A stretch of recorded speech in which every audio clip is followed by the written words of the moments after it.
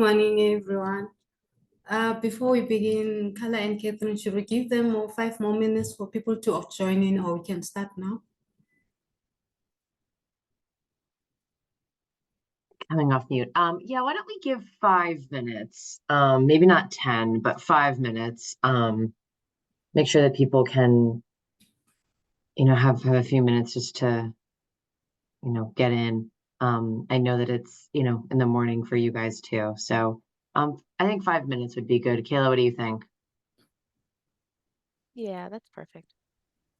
Okay. So we'll start in 5 minutes, which is 9:05 South African time. Yes, correct.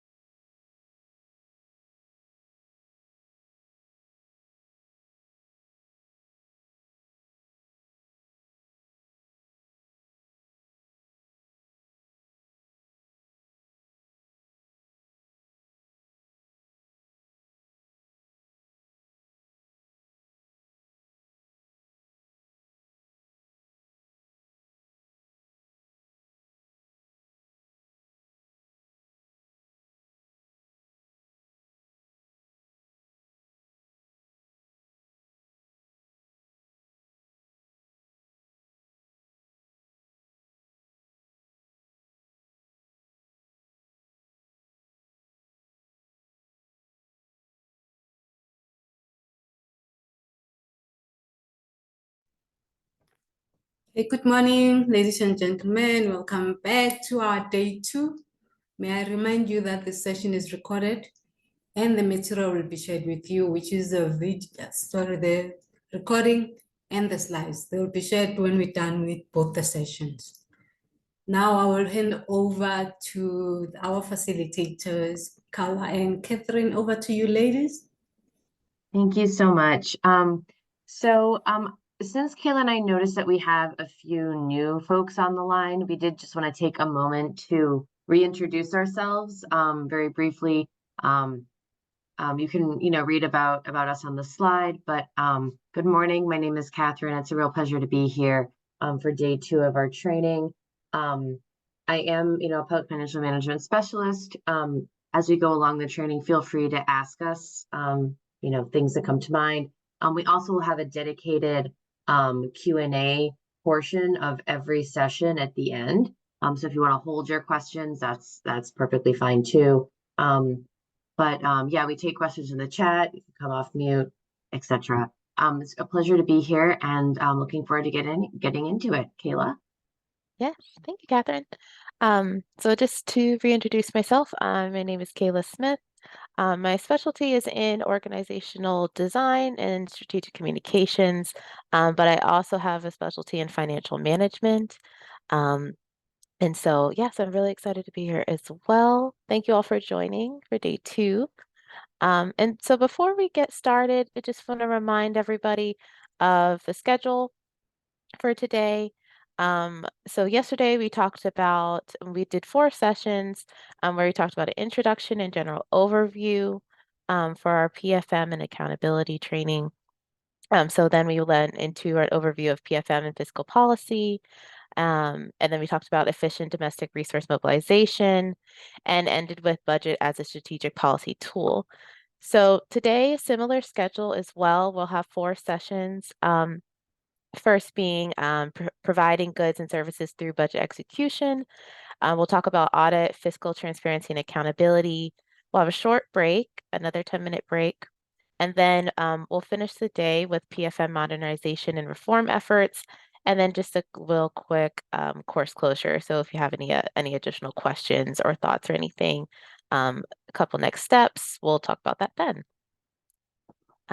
And so I know we wanted to start off today actually just briefly talking about just a point that we had somebody bring up yesterday. So we just wanted to provide a little bit of Yeah. extra clarification. I'm just going to Yeah. jump to that. No, can you go to the intervention slide? Sorry, like I think Oh, 2 slides down. yeah. So yesterday at the end of the session, we had a really interesting discussion. I think Gabriel brought it up about what do you do? So this is a list of expenditure type interventions that many countries implemented in some form or fashion during the COVID-19 pandemic. And we went through and we kind of marked up which interventions the countries that we reside in or work in had used. And Gabriel brought up a question about, what do you do with, in countries where there's a very large portion of the population that is in the informal sector? Obviously things like tax credits might not reach them. How do we target assistance more appropriately to these very vulnerable groups as well? And I gave a response, but then Gabriel, literally as soon as I hung up, I was like, oh, but there's more to this response. So I wanted to make sure that we could wrap this up. So yesterday we talked about, really leveraging and leaning in on the kinds of cash-based assistance approaches, right? Many countries have some sort of cash transfer program. These have been touted over the last, 20 to 30 years as being incredibly effective mechanisms of providing social assistance and support for vulnerable families that need it, families that are below or that are kind of in the bottom 40%, if you will, of income earners in their country. And that is still true. However, there's more to that response. So in order to better target those groups of people, so people that are in the bottom 40% of our income earners or people that might be in the informal economy, you want to look at, or policymakers should look at what are the things that those people spend the most money on? Like where is their income going?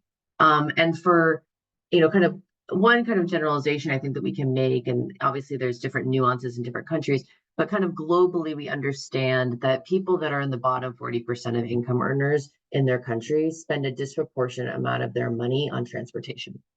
And so providing targeted subsidies to areas that represent disproportionate amounts of resources for that group are places where a policymaker should target their intervention. So things like transportation subsidies, things like different subsidies perhaps to specific goods that are part of the sort of general basket of goods that people that are in the bottom 40 would be looking to buy regularly. And of course, these are interventions that assist everybody, right? Like, if you are buying, a specific good that is receiving that subsidy, you benefit from it, whether you are in that bottom 40% of income earners or not. But if you are in the bottom 40% of income earners, you will be disproportionately benefited by that specific intervention. So it's not perfect, but it is one way to, try to institute assistance that in a way that is, meaningful for a group of people that are otherwise more difficult to reach. Gabriel, did that also help and provide a little bit more clarity on some other approaches?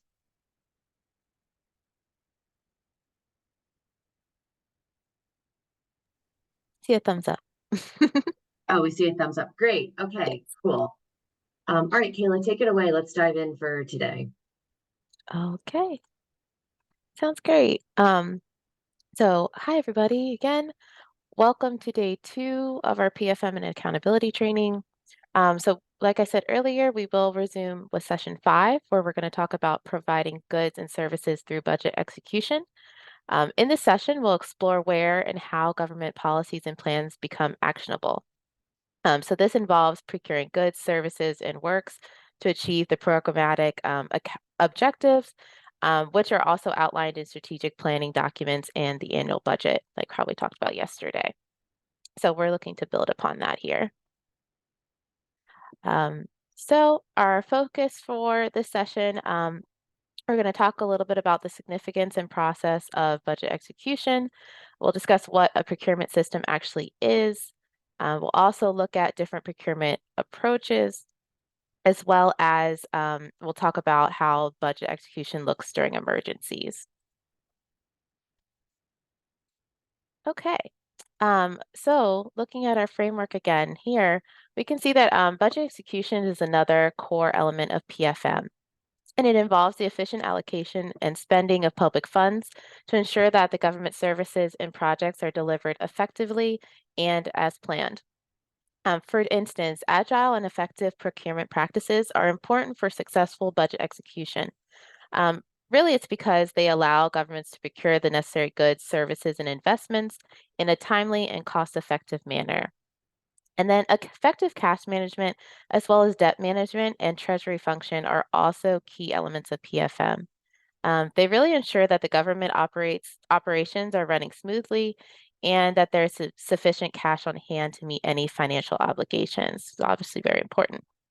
Another aspect is accurate accounting of financial transactions is also a fundamental aspect because that actually forms the basis of financial reporting and decision making, which then allow for transparency, accountability, and responsible financial management. So all of these elements are really interconnected, and they really work together to ensure that the budgets are allocated and executed responsibly. So as you can see here, there's a lot that happens during budget execution.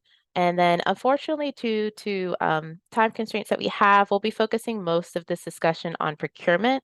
But we did want to introduce these other aspects of budget execution because really each of these could be a full training on their own. However, we do encourage you to continue your PFM learning after this course, as we have included references as well. So we'll go ahead and get started with our session objectives. For this session, we have 3 primary objectives. First, to help you understand the stages of budget execution and good governance practices. Second, to explore the different aspects of and stages of procurement. And then finally, to examine the budget execution during emergencies and also associated any short or long-term measures for emergency preparedness. So with that, we'll get started with Catherine on the next slide. Thanks, Kayla. So during budget execution, budget plans and strategies are carried out, and government policies are implemented. During this stage, goods, services, and works are procured for the purposes of achieving the programmatic objectives that are outlined in the strategic planning documents in the annual budget, both of which we discussed yesterday during session 4. And budget execution begins as soon as the legislative body approves the annual budget, thus establishing each MDA's budget for the year. And just a side note for those of you that did not join yesterday, MDA stands for Ministry, Department, and Agency, and that just is an umbrella term that we tend to use in PFM to cover the range of different spending units and within a government, at various levels. Because some countries call them ministries, some countries call them departments, sometimes they're agencies, sometimes they all exist simultaneously in the ecosystem. So when we say MDAs, that's what we mean. Okay, back to it. Sorry. So like I said, budget execution begins as soon as the legislative body approves that annual budget, and this establishes the budget for those MDAs for that fiscal year. And budget execution is comprised of several different steps, including authorization, commitment of funds, acquisition and verification, and finally payments. And the graphic on the slide depicts how these steps are organized. And as you can see, reporting is closely connected to the last 3 steps, commitments, acquisition, verification, and payments. And reporting here serves as a mechanism for transparency and accountability, allowing stakeholders to track the allocations and utilization of public funds across this cycle. And this slide also shows, if you can see, external audit and internal audit, which are kind of circumventing the whole cycle. And these are, both essential items for oversight and assuring good governance practices, and they wrap around the entire budget execution process. We will be discussing internal and external audit as part of the next session. So for right now, let's just put those items in a parking lot. We'll revisit them in session 6. And in strong PFM systems, each of these steps, so authorization, commitment, verification, acquisition, verification, and payments, is aligned with 4 key good governance practices. And these practices include: 1, that every action taken during budget execution should be transparent, which ensures that it is open and accessible to the public. 2, that participants involved in budget execution must be held accountable for their actions and decisions.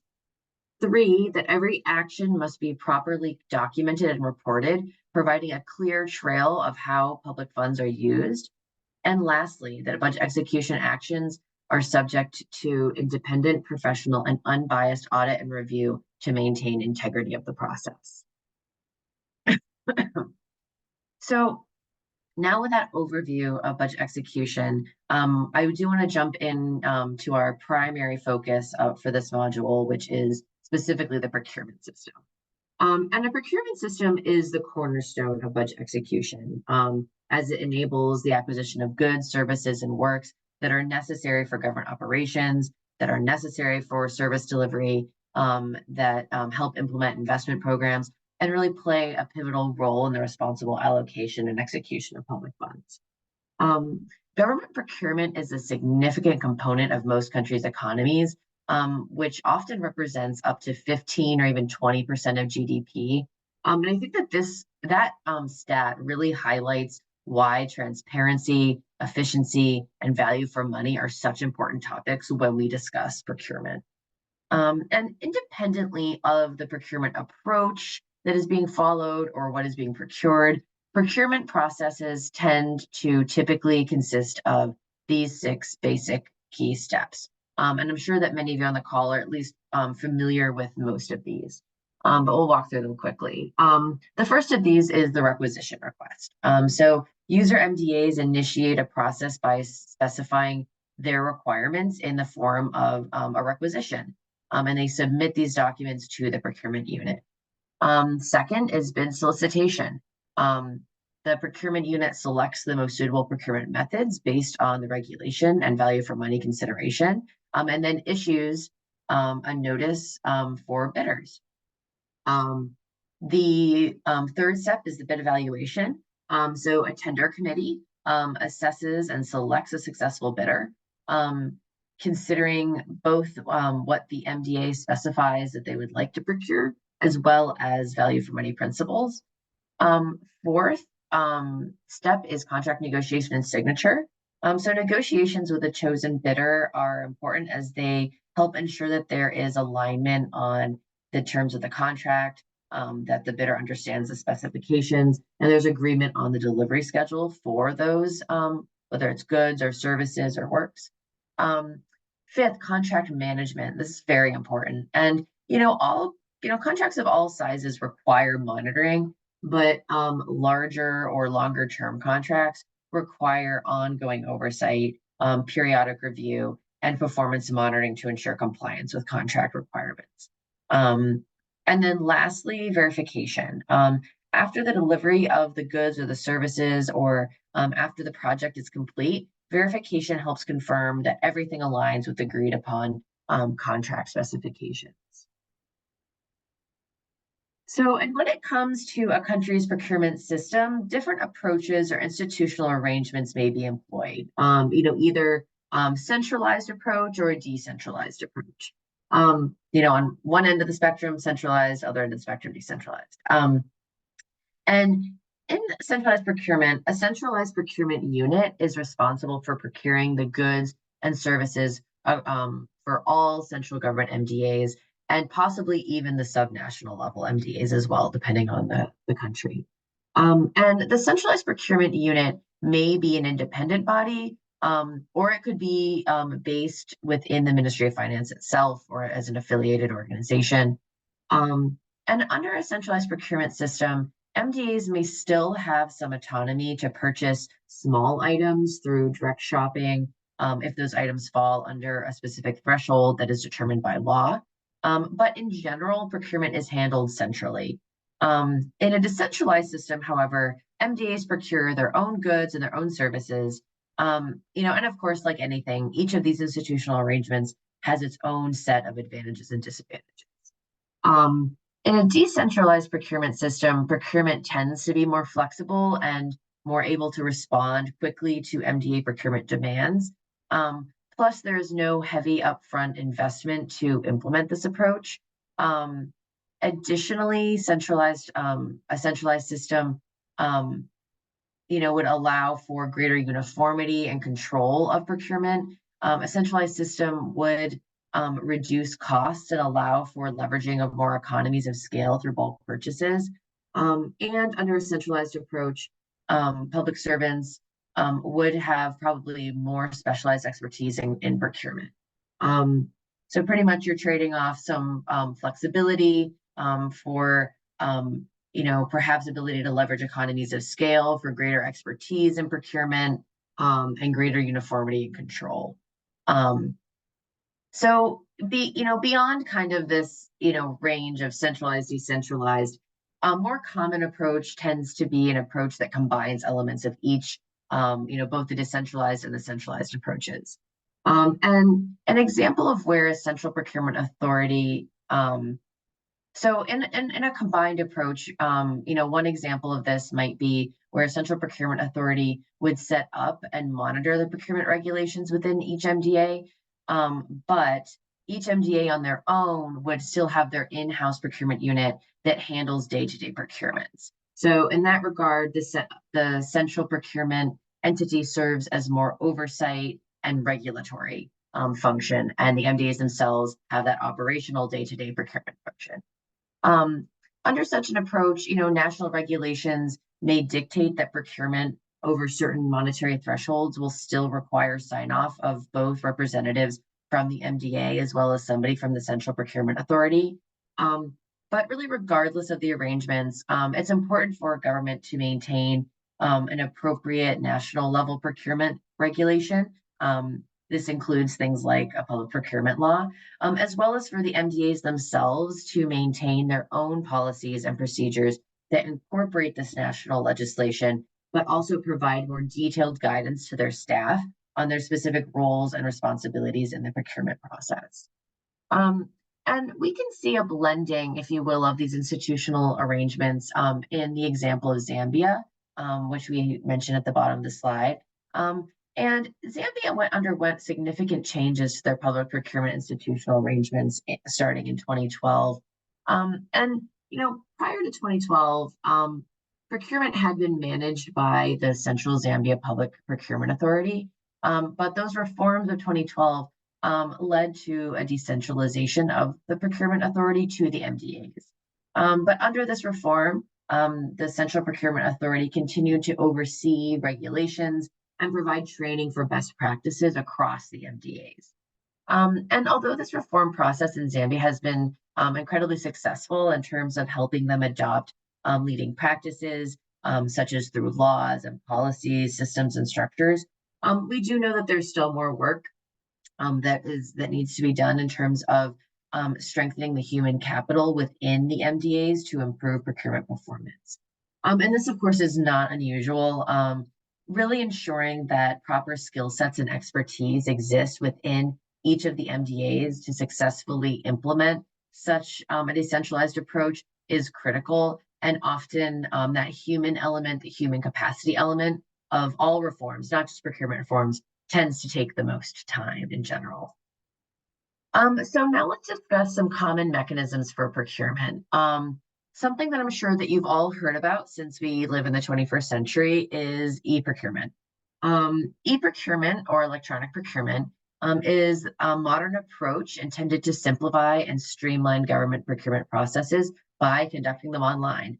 And under this method, MDAs issue requests for proposals and quotations through an online portal. Vendors can then access these notices, they can submit their proposals and communicate with procurement entities through the same digital platform. And as you can imagine, this approach offers considerable advantages. For one, it streamlines the requisition approval process by routing the documentation to the appropriate individuals automatically. And procurement, really depending on what is being procured, is considered to be a complex and time-consuming endeavor to carry out properly. And e-procurement helps increase the overall efficiency of the process, which results in cost savings for government. And having the process conducted over a public platform dramatically enhances transparency in the procurement process, and in turn increases confidence in how the public resources are spent.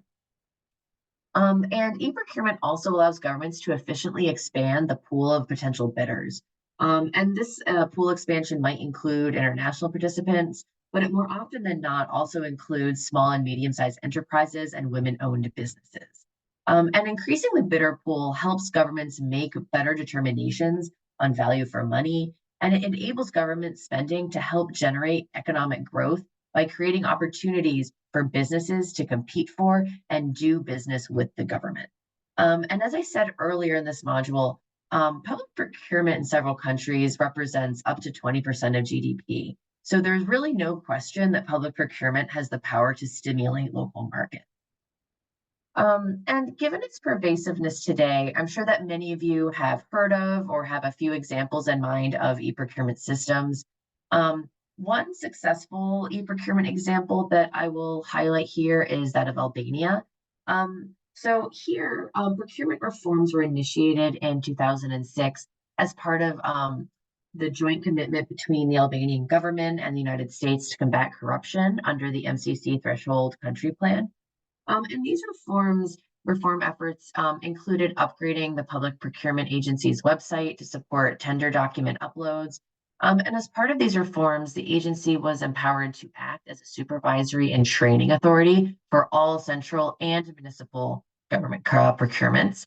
And as a result of this effort, more than 1,000 officers and private businesses received training on the new e-procurement system and approach.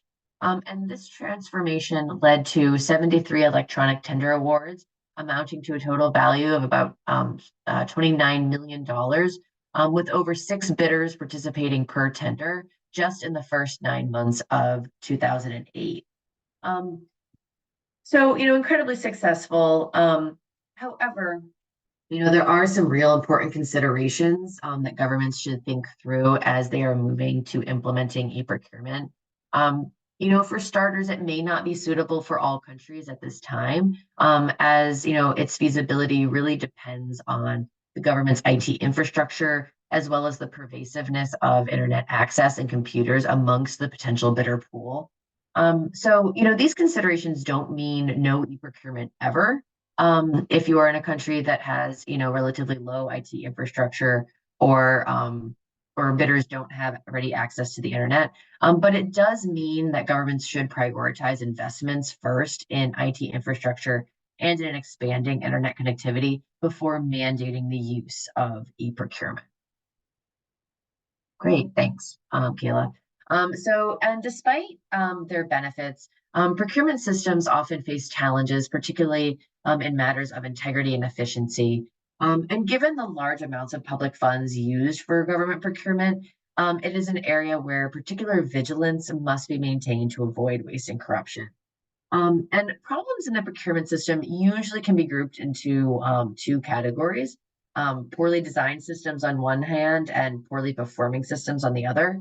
And if procurement systems are not designed properly to seek, for example, multiple bids, or if existing controls are not enforced to prevent corruption and collusion between government employees and vendors, then procurement may not achieve the lowest cost or be maximally effective.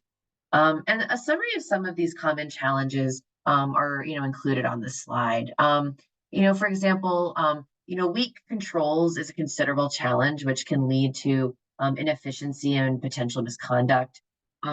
Political reluctance to address ingrained corruption hinders the reform processes across the board. Ineffective institutional frameworks at the central and MDA levels can impede the proper functioning of the procurement system. And certainly weak or at least inconsistently enforced rules lead to irregularities.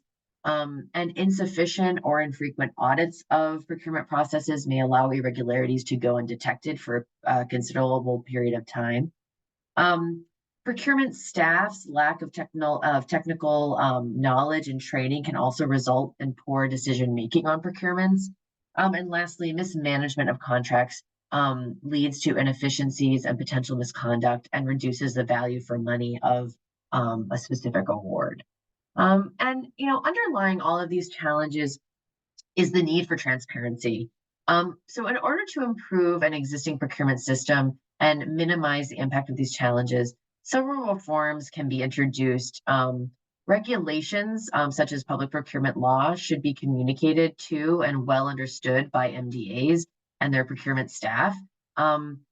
And, like I mentioned before, the MDAs and the procurement staff should also have access to their own internal guidelines that really detail their roles and responsibilities. Central procurement units or procurement regulatory agencies should also be conducting performance audits on MDAs to ensure that they are interpreting these regulations correctly, as well as maintaining a backlist of debarred vendors. And it is also important to have clear segregation of duties in the procurement process. Procurement files should also be comprehensive. They should be organized and kept secure to allow for auditors to perform their respective finance and performance audits. Yes, thank you, Catherine. So now we're going to talk about how some governments adapted to the challenges during COVID-19. And as a reminder, we've been using COVID-19 mainly as our example throughout our training yesterday and today, just to bring in a real life component. So you can see how all of these different areas of our framework are have been seen through the eyes of COVID-19. So then in turn, we're also going to talk about how some governments adjusted their procurement processes during this time. So before we look at the aspects of the road here, I just wanted to provide some context to our analogy for this slide. So you can start by thinking of this road sort of like a journey through different phases of emergency procurement. And each bullet point represents a key milestone or aspect to consider along this journey. So in a situation of an emergency response, managing the procurement and distribution of resources demands both flexibility and scalability in order to navigate those evolving challenges. So it's kind of like you're driving a car and you're trying to steer through different directions, or in this case, different phases of a journey. So this specific journey begins with the phase of advanced preparedness. Procurement systems need to be proactively ready to respond in case of an emergency. And this involves establishing pre-approved supplier lists, expediting procurement approval processes, and streamlining documentation requirements ahead of time. For instance, this could look like having a prepared set of emergency procedures that also include reduced timeframes for bidders to provide proposals. So it's really about having a proactive stance, just like when you're driving a car, right? You want to make sure that it's well maintained and equipped for your journey ahead. And then moving into our next phases 1 and 2 in the red box there is an immediate and emergency response phase. And the preparation done in advance becomes even more important at this stage because procurement systems that are now have a pre-established protocol can respond effectively. And this could include quick approval processes, streamlined documentation, as mentioned before, and efficient engagement with suppliers. And that is really important when you're dealing with urgent needs like medical supplies. And then after stabilizing the emergency, procurement can then transition back into its normal procedures in phase 3 in that gray box there. But we also still need to apply some accelerated procedures for critical infrastructure and goods. And this phase really indicates a shift towards a more long-term reconstruction and restoration plan. Then we have our final step of phasing out of the emergency procurement. And this final step involves transferring and evaluating procurement activities and incorporating lessons learned. So in addition to this roadmap here, we wanted to highlight the importance of maintaining transparency and accountability throughout an emergency procurement process and those phases there that we discussed. And one way to do that is actually through integrity and keeping that throughout the process. So there are some short-term measures that can be taken in this circumstance.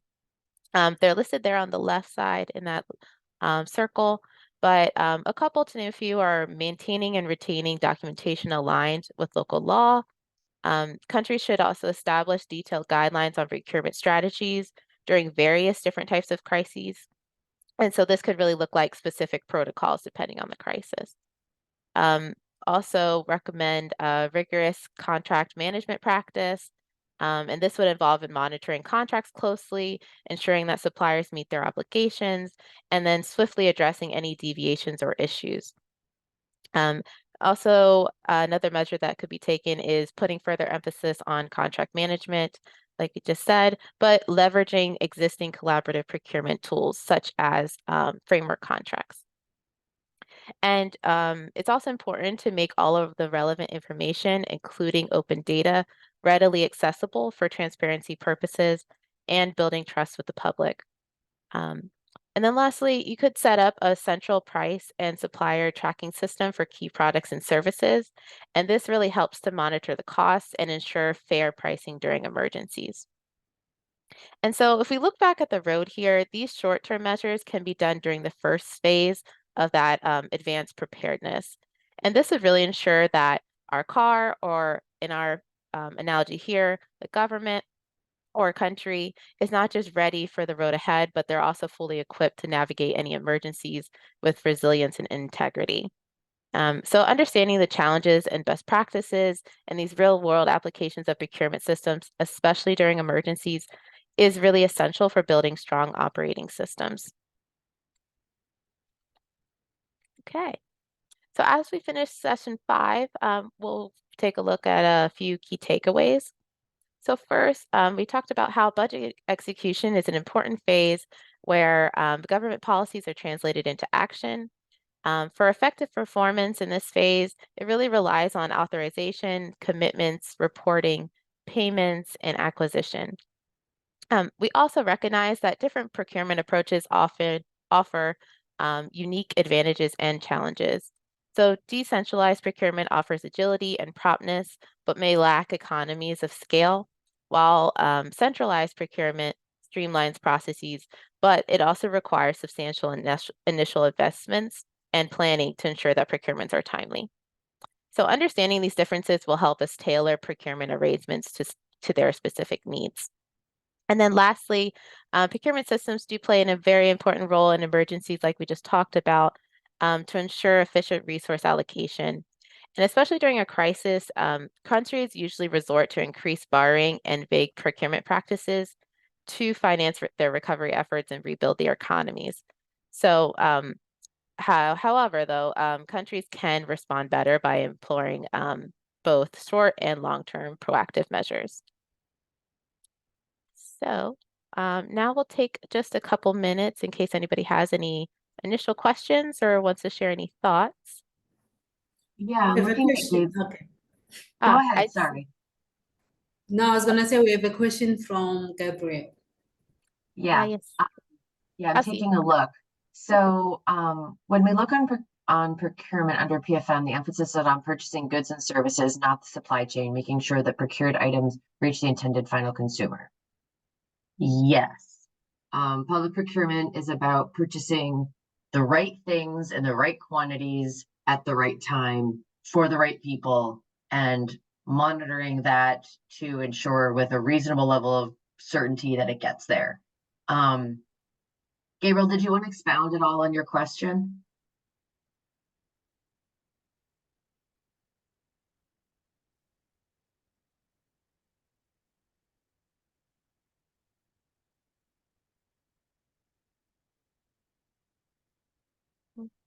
Yes, sorry. Because my understanding it was procurement also involves not only to purchase, but also to distribute what was purchased. That was my understanding, but what was approached during this section, it was more policies, law regulations to purchase to make sure that there is transparency in the process, effectiveness. But we didn't, but understand, we didn't touch upon the making sure that the items that are purchased or reach the final destination and they are used, because some of them may not reach the end, Right. the end consumer. Over. Yeah, I think that, yeah, that's true, Gabriel. We did talk about it a little bit in terms of being like that kind of reasonable guarantee that they reached their destination in the last step of the procurement process, which is that verification piece. Part of that does involve audit, which we're actually going to talk about in the next session. But certainly, you know, distributing the items is responsibility of the various MDAs that are requiring these items as part of their portfolio of mandated activities. And how that distribution happens is obviously very bespoke to what is being procured.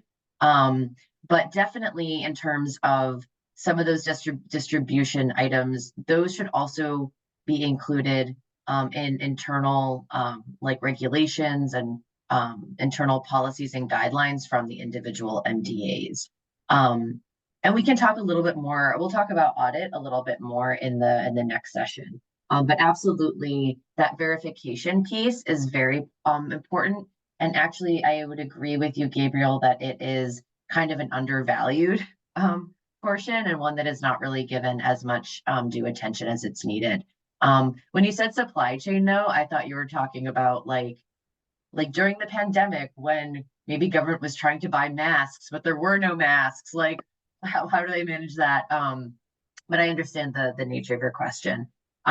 So yeah, we'll talk a little bit more about fiscal transparency at the in the next session, but I absolutely agree with you that verification is a really critical yet undervalued part of the process. Yeah, And Catherine, we had then a few other questions. yeah, okay. One being, how do you deal with procurement of human resource as being one? Well, the same process would apply. Can we go to Yes. yeah, the steps of the procurement process? Yes. Yeah. There we go. Yeah. So these are general steps that are followed independently of whether a government is trying to procure a good, a work, or a service, and people are services. Obviously, the contours and the specifications of some of these steps vary depending on what is being procured, so good, service, or work. They would vary based on the monetary value of that procurement, but these are basically the same 6 steps that would be followed. Anything more detailed than this would really need to be outlined in a combination of the public procurement law of the country, as well as internal guidelines and regulations within those individual MDAs. Does that answer that question? Okay, and then we have from Christopher, what is bid rigging? Excuse me, sorry, I still have a cough. And actually, sorry, before I go to bid rigging, we have a question that I think is related to the human resources one, which is how different then is goods procurement? It's not. The same 6 steps would apply. The contours and the differences would be spelled out in national law and regulations, but the same six steps apply independently of what's being procured. Bid rigging.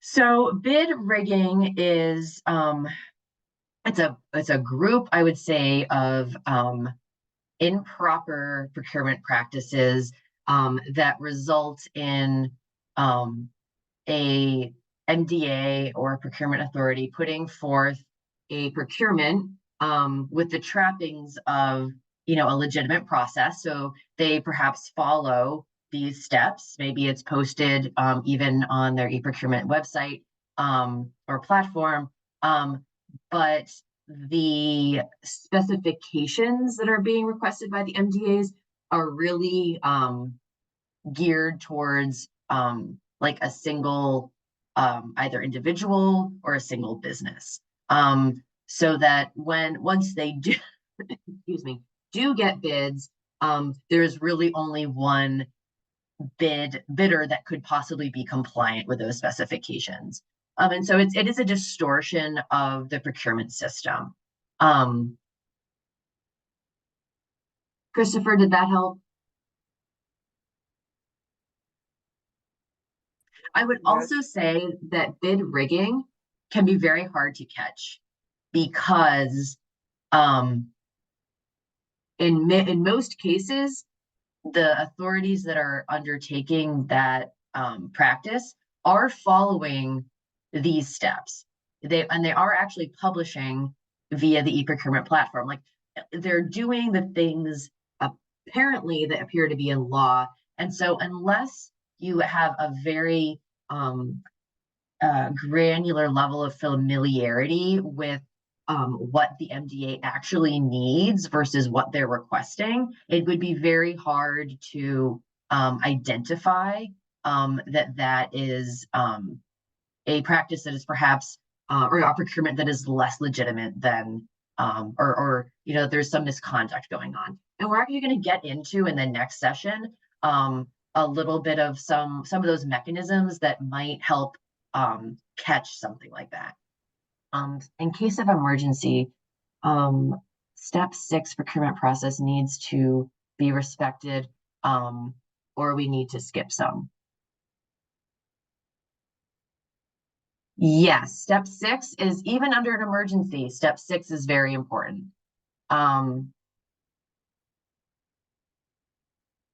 Okay, how does bid rigging differ from bid suppression in the procurement process?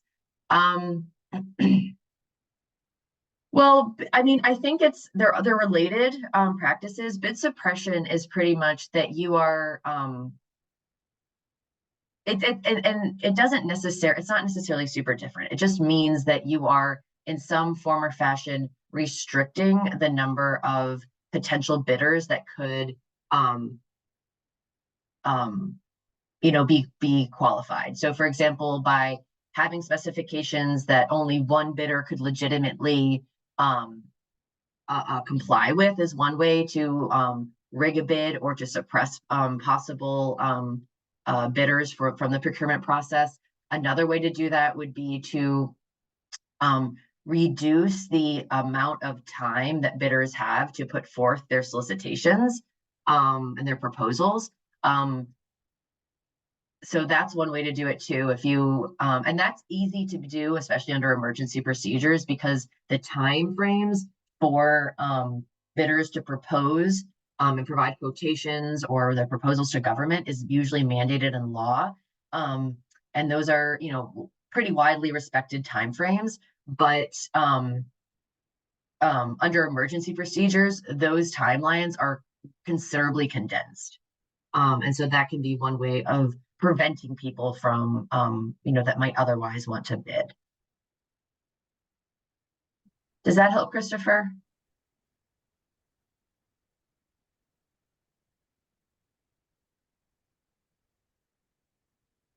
Cool. Awesome. Thank you, Great. And I Catherine. actually think, Yeah. I actually think that these questions are a great segue into our next session, because I can already see that everyone's very teed up to talk about, how do we combat some of the malfeasance that can be inherent to some of the systems that we engage with. Perfectly said. Okay, so just rounding out our session here, just want to remind everybody that there are references at the end that are linked for you, and you'll have access to this when you receive the slides for today and yesterday as well. So this really concludes session 5. So we'll move right on to section 6. Right, so we're talking now about audit, fiscal transparency, and accountability. And as Catherine mentioned, and you all, I think this will be a very helpful and really, really realistic application for us today. So in this session, we will discuss the importance of fiscal transparency and accountability. We'll learn about what an audit is and the differences between internal and external audits. We'll also examine some global standards in terms of fiscal transparency and accountability. Also, you will see as FTA for short. And lastly, we'll explore FTA during COVID-19. So back to our framework here, you'll see that the oversight portion covers 3 key elements. The first being control, which ensures that a sufficient internal control environment in order to reduce the risk of fraud, waste, and abuse. And next we have audit, which involves increasing accountability with, especially with external scrutiny of governmental regulatory compliance, operational effectiveness, and financial accuracy. And then we have fiscal transparency, which involves public disclosure of governmental information and data. And this really altogether promotes transparency and accountability to citizens specifically. So all of these elements form the core of an accountable financial management system. And again, due to time, we're going to focus more on audit and fiscal transparency and a little less on control and environment, even though we will touch on it. But again, we felt it was still important to mention it in the context of this framework here. So at the end of the session, you will be able to understand what fiscal transparency and accountability, again, shortened to be FTA, is and why it's important. Understand the purpose and difference between internal and external audits. You'll also learn about global efforts to promote FTAs, as well as assess the effectiveness of FTA during COVID-19. So we'd like to start this session off with a quote from Kofi Annan, who's a Nobel laureate, and former UN Secretary General. So the quote here reads, "If corruption is a disease, transparency is essentially part of that treatment." And in 2013, while serving as the chair of the Africa Progress Panel, he delivered this statement during his address at the 5th session of the Conference of State Parties of the UN Convention Against Corruption in Panama City. And we really think that this quote highlights the critical role that transparency plays in combating both corruption and fostering an accountable governance. So to start things off, talk about fiscal transparency and accountability, and how it really is important not only for good governance, but it also is a prerequisite for many different outcomes. For one, FTA helps countries achieve better credit ratings. So when fiscal information is open and transparent, credit rating agencies will perceive less risk and can actually have more confidence in their assessments. And so basically what this means is a better credit rating means lower borrowing costs. And FTAs are also connected to better fiscal discipline or lower public debt and deficits. So when the fiscal position of a country is accessible and budget decisions are made through consultations with multiple stakeholders, kind of how we talked about yesterday, some of those can include different ministries, public, civil society, and legislature, governments actually make better financial decisions. And therefore, FTA is also linked with less corruption. So generally, when there are more eyes and more scrutiny on government and public officials, the risk of getting caught also increases. So this really deters anyone who could use those public goods for their own personal gain. And then lastly, more transparency also attracts more foreign direct investment in general, because the operating landscape is clearer and any risks to funds can obviously be better mitigated. So all of these outcomes collectively contribute to a better macroeconomic and fiscal stability, and they also foster higher rates of economic growth. So it's really important to note that several FTA mechanisms exist, and they also can be both internal and external to the government. Along with that, both are important for creating a transparent and accountable public sector, which in turn increases institutional performance and really just supports overall economic growth. Great, thanks, Kayla. So as Kayla mentioned, there's various mechanisms that are both internal and external to government, which can promote FTA. In this section, we're going to explore the mechanisms and strategies for promoting FTA and accountability that are internal to government. Next slide. So the first of these mechanisms that we will discuss is an audit. So what is an audit? An audit is a systematic and independent examination of data, statements, records, operations, and the performance of government for a stated purpose. Audits serve a variety of purposes, including things like looking at regulatory compliance, operational effectiveness, and financial accuracy. Audits can be conducted either internally by the organization or the MDA itself, or externally by an independent organization. With each of these types of interventions serving different objectives. And we'll talk a little bit about the difference between internal and external audits later in the session. So you'll have that clarity should be brought into focus for everybody. But in general, whether it's an internal audit or an external audit, there are 4 primary types of audits that you'll see. There's a financial audit, which demonstrates that the MDA's reported use of funds accurately represents its financial positions, that its results of operations and cash flow are in accordance with local laws, regulations, and accounting standards. There is a compliance audit, which assesses a program or a function or a management system to determine if an MDA is adhering to regulatory guidelines and regulations and laws. There are systems audits, which involve reviewing the internal control arrangements and systems. And lastly, there's a performance audit, which examines whether a program or an operation, function, or process of an MDA is effectively and efficiently deploying resources, considering value for money, and the social implications of government operations. And as I mentioned above, there's internal and external audits, and we'll start next by looking more deeply at internal audits. So what is an internal audit? Well, according to the Institute of Internal Auditors, an internal audit is described as an independent, objective assurance and consulting activity designed to add value and improve an organization's operations. It helps an organization accomplish its objectives by bringing a systematic, disciplined approach to evaluate and improve the effectiveness of risk management, control, and governance processes. So this definition is probably really broad for everyone, and everyone's like, what does this mean? But as a result of this broad definition, internal audit encompasses a range of activities, from minimum activities related to insurance, to more advanced and sophisticated activities that are more like consulting activities.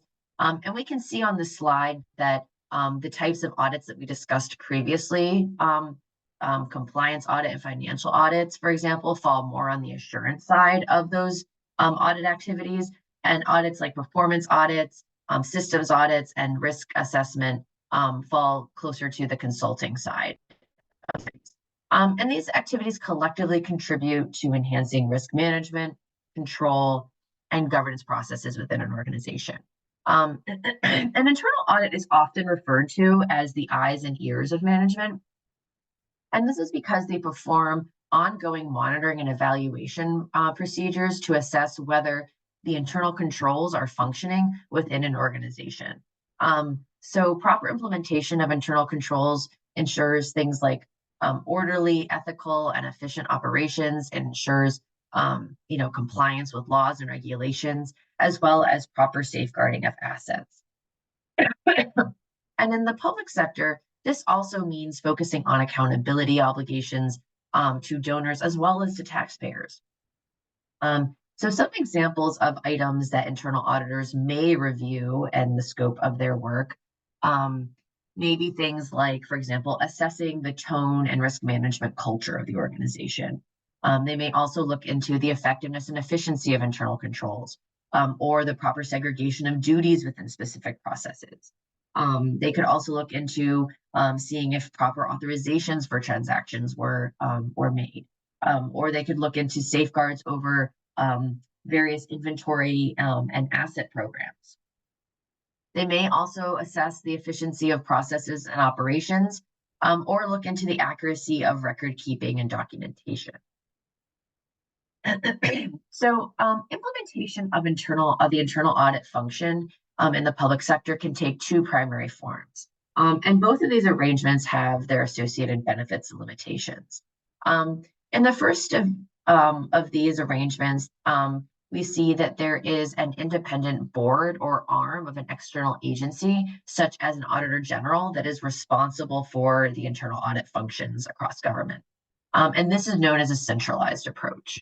And in a centralized approach, the Ministry of Finance usually, but not always, plays a pivotal role in overseeing and organizing the internal audit function across the government. And as you can see from this diagram, it describes the organizational layout and relationships between the Ministry of Finance's internal audit structure, which conducts internal audit activities for the individual MDAs and informs their senior management, but still reports to the central internal audit function within the Ministry of Finance. And there are several benefits to this kind of approach. Centralized approaches are known for their uniformity and efficiency in internal audit management. Since budgets and hiring and payment of auditors are all handled by this central organization or authority, auditors tend to have a greater degree of independence. They tend to also be better trained and demonstrate greater coordination between each other. And this kind of institutional arrangement also allows for rotation of internal audit personnel to cover different MDAs. And this not only helps maintain the independence, the level of independence of the auditors from the MDAs that they're reviewing, but it also helps spread leading practices and lessons learned from one MDA to another. However, this centralized approach to internal audit may be difficult to set up because it does require establishing various legal mandates, right? Because you are pretty much creating kind of a separate body or one that's associated with the Ministry of Finance itself. And another drawback is that auditors may not know the MDAs that they're reviewing, at least at first, well enough to implement a true risk-based approach to internal audit.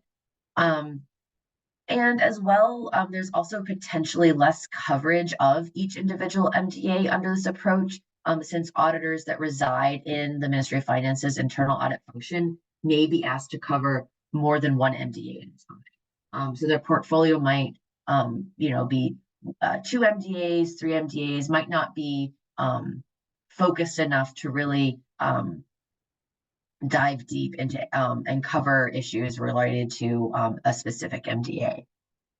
Next slide. And the second of these approaches comprises an internal audit unit that exists within every MDA and that reports directly to that MDA's senior management. And this is known as a decentralized approach. And this diagram outlines the organizational structure of the internal audit function under this decentralized framework. And in this arrangement, the internal audit function is embedded within each MDA and has a dual reporting line to the highest level of management of that MDA and to an audit committee. And an audit committee is this body of non-executive, non-management members that are designed to oversee audit work plans and recommendations. The audit committee oversees the relationship with management. They set internal audits functions. It sets their budget. It ensures that their function is also free of interference by management. So they're really important for helping the internal audit unit maintain its level of independence. And the committee also serves as a mechanism for reporting significant risks and keeping the internal audit function accountable with budgets and performance goals. And under this approach, you can also see that there is communication and coordination between the various internal audit functions of each MDA and some external body that is charged with providing oversight and the provision of policies and guidance and general coordination of the internal audit function across the government. And decentralized approaches for internal audit are known for their adaptability to specific departmental needs, as well as their ability to coordinate closely with MDA priorities. They're also very cost effective and they're easier to set up than a centralized approach since they don't require significant legislative changes or rely on an independent budget. Because auditors cover only one MDA, because they're embedded within that MDA, the auditors can really focus more easily on high value and high risk areas. And their direct access to management can yield quicker resolution to their findings. However, this approach also has some drawbacks. Auditors may be sourced from the MDA itself, which can reduce their independence both from management and from staff. This also reduces their ability to bring lessons learned and leading practices from other parts of government. They simply just don't have those experiences. And it is obviously harder to create uniformity and consistencies in internal audit standards and approaches under a decentralized model. And the success of this approach really relies in the decentralized model on an active audit committee, which, as I said, resides within each MDA and is there to help prevent management interference with the internal audit activities of the internal audit unit. So we wanted to share quickly an example of a country's efforts to strengthen their internal audit function. And in this case study, we examine Ukraine and how supporting leading practices internal audit is pivotal to strengthening government internal controls and reducing opportunities for corruption. So I'm sure that you're all aware that, since 2022, Ukraine has received substantial financial support to repel Russian aggression, which the country, of course, is in charge of implementing efficiently, effectively, and in accordance with stated purpose. But Ukraine faces several challenges within its internal audit capabilities, which we know is important for reducing opportunities for fraud, waste, and abuse, as the internal audit function objectively assesses the internal controls within each MDA.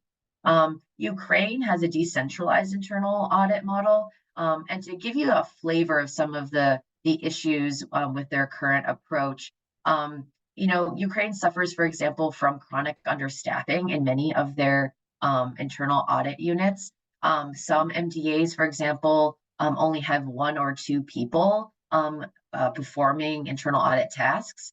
The internal audit units within MDAs are also characterized by limited independence and objectivity, as they may not be able to rely on an active audit committee. In several cases, audit committees are inactive or have never met since they were established. And there's a general absence of legislative mandates and standardized frameworks for overseeing internal audit activities across the government. And collectively, these challenges hinder the ability of the internal audit function to provide comprehensive and efficient coverage and control. And as part of ongoing efforts to support Ukraine, the State-Owned Enterprises Reform Activity, or SOERA, is teaming with the government of Ukraine to help establish a clear roadmap with actionable steps for implementing recommendations to address these underlying challenges. And these recommendations and steps are aligned with EU standards. Once the implementation roadmap is developed in collaboration with the government, SOERA will continue to provide capacity building in internal audit and aiding in the execution of these recommendations. And while this work is still very much ongoing, and while these efforts might take a few years to bear more fruit, we wanted to share this case study with you all in order to illustrate that there really is no time like the present to make internal audit function a priority reform for your country. When we think of PFM, internal audit function tends to be a lower priority, even where we know that there are demonstrable weaknesses. And I think that this is partially because the internal audit function is not well understood across governments, and most MDAs really don't want to invite even more oversight of their activities. I understand that. However, Ukraine, which is fighting an active war, has decided that internal audit function is a priority area for reform so that they can show and provide confidence that the financial resources that are being sent to Ukraine from other governments and development partners are being used for their intended purpose and are being employed efficiently and effectively. So in that light, making strides to improve their internal audit function links to their critical national security strategy, even as conflict rages on. Next slide. So next we'll learn about external audit. So departing from internal audit, now we're moving to external audit. And unlike internal audit, external audits are conducted by professionals, either from a firm or from a totally separate governmental body that is organizationally independent of the entity under audit.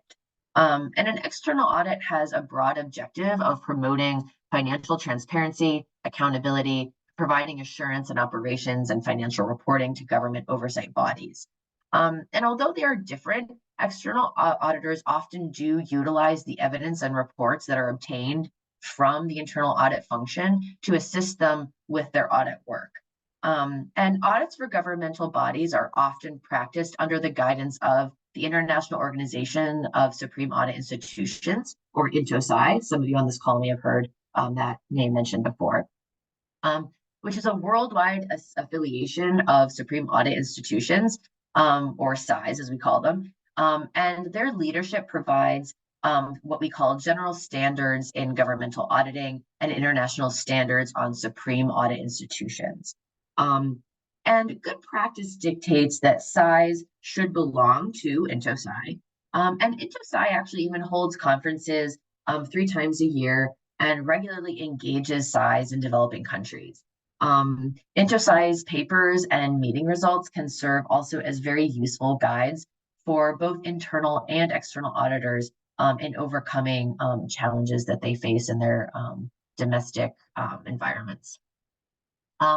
Now, organizationally, there are several bodies involved in providing oversight to the public sector that you may be familiar with.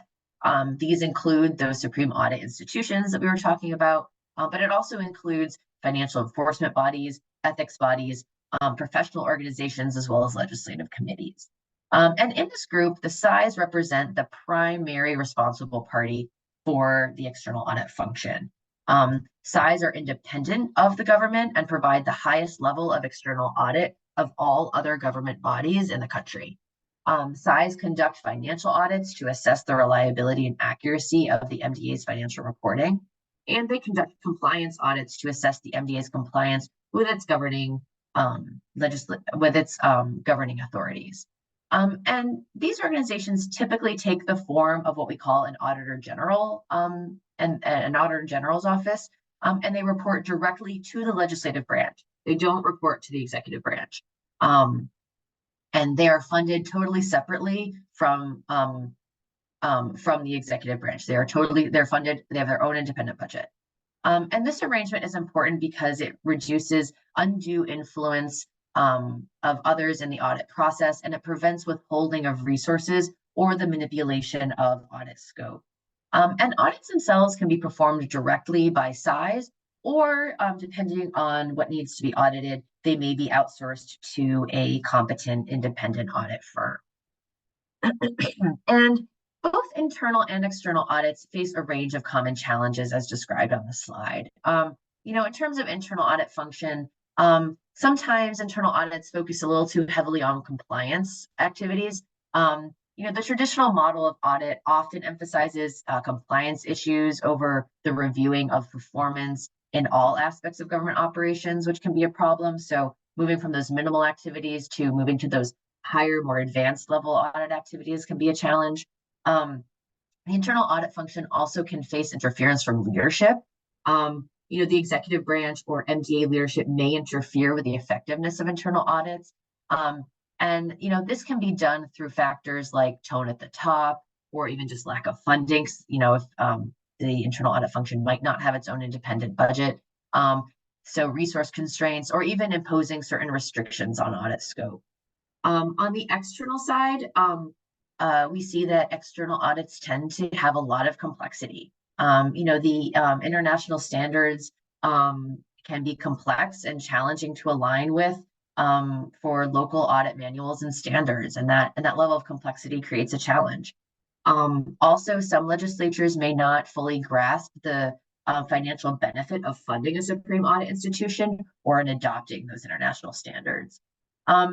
And also there tends to be issues around capacity. Limited knowledge and competency in the local accounting or audit profession can reduce the overall effectiveness of government audits. And between these different functions, there are also some overlapping challenges as well that merit highlighting. And one is the lack of follow-up. In the absence of a true audit culture, audit reports are not widely read, and the recommendations are regularly not followed up on or implemented. Another common issue is the lack of a risk-based approach. Audits should be predicated on risk-based approaches so that they can use their limited resources most effectively. However, this is often not the case in developing countries, where audits may be designed just to perform, for example, like an additional level of supervision of day-to-day operations. An example of this might be that the audit design focuses on reviewing payments as they are made, rather than ensuring that the controls are in place and then testing those controls for effectiveness. So I think that's enough challenges. Kayla, over to you. Thanks. Actually, before we do that, we do have a question. Luis, I hope I'm pronouncing your name correctly. Is it okay having the internal auditor as an integral part of the day-to-day financial processes of financial management system of an entity or ministry? And should they sign on all documents / requests and then go on to conduct financial reviews? Also, would they not be considered being the judge or jury at the same time? Yes, so I think that this goes to the last point that I made about internal audit sometimes being or audit in general sometimes being confused with being another level of day-to-day supervision. It should not be. And I absolutely agree with you that this creates an issue of segregation of duties that is a problem. They should not be signing document requests. Instead, they should be in a risk-based fashion, reviewing the different processes and controls that are in place and then testing those controls. So yes, they should not be an integral part of the day-to-day financial process, because remember, they are separate within the MDA and they report directly to the senior management. So they're the eyes and ears. So if they're involved in the process, it's very difficult for them to then highlight to management there's something wrong here, like something is happening, because they will be seen as being part of that process and complicit. And so it really complicates their characteristic of needing to be independent and objective. Does that help, Louise?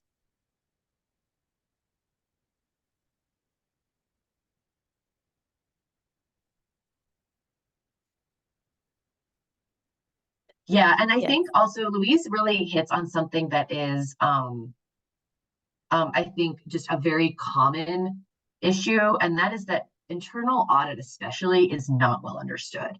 And this confusion really does create enormous amounts of issue and confusion within MDAs, across MDAs, and across governments also. So I think that's a great question, and it highlights that kind of level of just misunderstanding that exists. And actually, I've even worked in countries where, for example, the difference between internal audit and internal control, in terms of how it's even translated into local language, is very confusing and doesn't help practitioners in the country differentiate as well. So sometimes when I do these kinds of trainings, we spend a very large amount of time just going through the differences between internal audit and internal controls, because the language itself doesn't really facilitate a great understanding of even how those are different. So a lot of confusion abounds. But thanks for that question. And thank you. Hopefully we'll also get a little bit more clarity in our next section. So with that, as we mentioned earlier, there are different mechanisms for promoting FTA outside of government institutions. And so we'll talk about some of those, including some from the general population, which can help keep governmental powers in check. So back in session 2, we discussed the different stakeholders that can influence PFM through formal and informal functions and mechanisms. These stakeholders included non-governmental organizations like NGOs, civil society, private sector, media, and others. And although these groups may not have the same level of authority and at most times have differing interests, together, though, they can influence decisions on how public funds are both spent and managed. And that is mainly due to their access and influence over the public.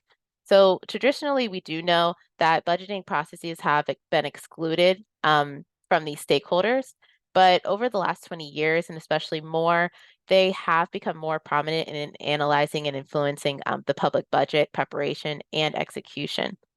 They have also become especially valuable in helping the public to understand the government's missions and working to either build confidence in their execution or advocate for reasonable alternatives.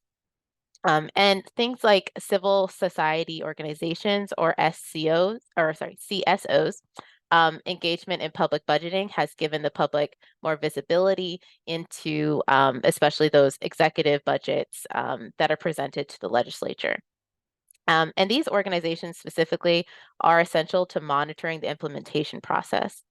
So they also serve as a source of independent information on the impact of the budget, especially in regards to disadvantaged groups. And evidence really suggests that CSOs or civil society organizations can have a major impact over those budget making decisions and implementation, because they really form a bridge between the budget literacy gap among citizens, which is basically they help us to, they make it easier to understand. And then in more than 60 developing countries around the world, NGOs, think tanks, and grassroots organizations have taken a big part in the movement in making public budgeting more transparent and accountable. And one great example of how CSOs are shaping the FTA agenda specifically is helping to provide oversight and accountability to government action in the form of the Open Budget Survey, which we have displayed here. And the Open Budget Survey is a unique and independent research tool that evaluates essential aspects of governance and accountability in the national budget processes of 120 countries.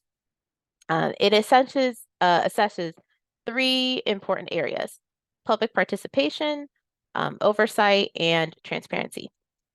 And the survey itself comprises of 142 questions that evaluate those three pillars of accountability I just mentioned. But to look at them a little bit more and define them, so public participation is how engaged citizens and civil society are in the budget process. Oversight being the effectiveness of legislative and external audit in overseeing government budgets. And then transparency being the extent to which a government provides comprehensive and accessible budget information to the public. So the Open Budget Survey here also provides several key takeaways.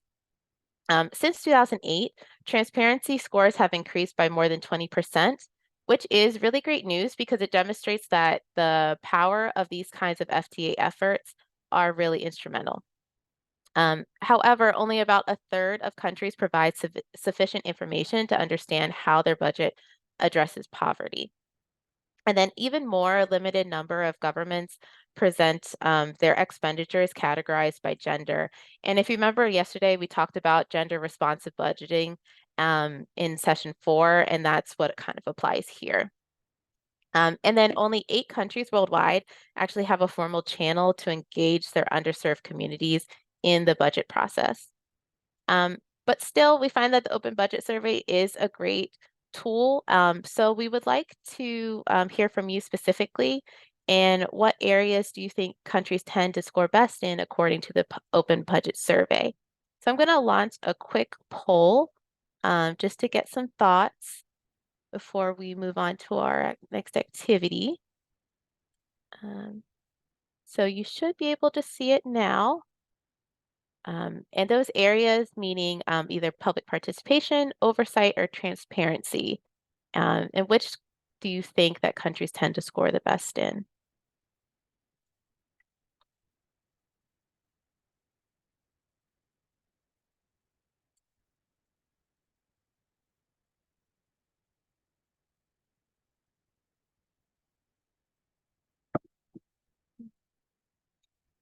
So I see a lot of oversight.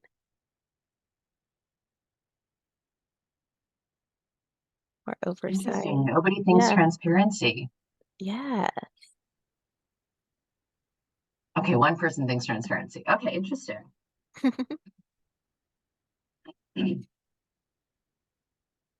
Maybe give it another 10 seconds. Yeah. All right. So it looks like a majority think that oversight more so than transparency and public participation. And really, really it does vary depending on the country, but I think overall we actually see a lot more focus on transparency. And personally, I think that's also due to kind of like the times we're in, and where we talked about those CSOs. I think specifically media and social media has an impact on this. Just generally, we're seeing people talk about, are more interested in what governments in their countries are doing, especially after COVID, and specifically making that more visible and public. And so I think that has a direct correlation and impact on how countries and governments are choosing to show up and really, present their information so that we are all informed. And by proxy, it's kind of like what we talked about earlier, kind of a check of balancing of power there. But Catherine, do you have any other thoughts for that? Nope. Yeah, that's my thoughts. Okay. So moving on to the rest. So here we have the most recent findings from the Open Budget Survey from 2021. And these offer insights into the state of the fiscal transparency and accountability globally. While there are countries that provide extensive and substantial information on each continent, there are large portions of countries that still provide limited to no information as well. And this seems to apply across GDP groupings as well. For instance, Canada is an advanced economy, but it only provides minimal information according to the survey. So while the Open Budget Survey found that there is an improvement in greater levels of transparency, FTA is very much a journey. There's still a lot of work that needs to be done, especially to push for these greater levels of transparency and accountability. But ultimately, the central government is accountable for that push in promoting greater FTAs. And then although we know that NGOs and CSOs may not agree with all of those government decisions or even direction at times, they do provide an essential check on PFM powers, kind of like I mentioned earlier, due to their ability to publicize government activities and public procedures. So now we really want to encourage each of you to explore fiscal transparency and accountability in your own country. So I'm going to drop the link here for the Open Budget Survey and walk you through the next steps. Yeah, and Caleb, Yeah. maybe to make up a little bit of time, definitely do that and walk them through the steps. And then while people are looking at their own countries, maybe we can pull up a country too that we had in mind and talk Yeah. through it quickly. That's a good idea. Thank you. Okay. So once you have the link there, you can click on that. I am just gonna pull it up separately, and actually I can walk you through it. Just one moment. Oh yes, very true. Very few CSOs do understand budgeting at the national level, which is why I think things like this are very helpful. I learn more every time. Okay, so once you have that link for the Open Budget Survey, you can then, there should be a drop down where you can select your country. And then there are the 3 different main categories that we mentioned earlier, budget transparency, public participation, and budget oversight. And you can scroll through each of those sections to look and see how your country scores. And it also will show you in comparison to the other nations in your region. Usually those are shown more towards the bottom. And then you can also see how it changes over time. There should be that more towards the top actually of the screen when you pull those up. So a couple questions that you can think about. One are, what are the specific recommendations provided to improve budget transparency in your country? And whether you might agree or disagree with these recommendations. Just some things to think about. If you are noticing anything that you might want to call out, feel free. And let me share my screen as well.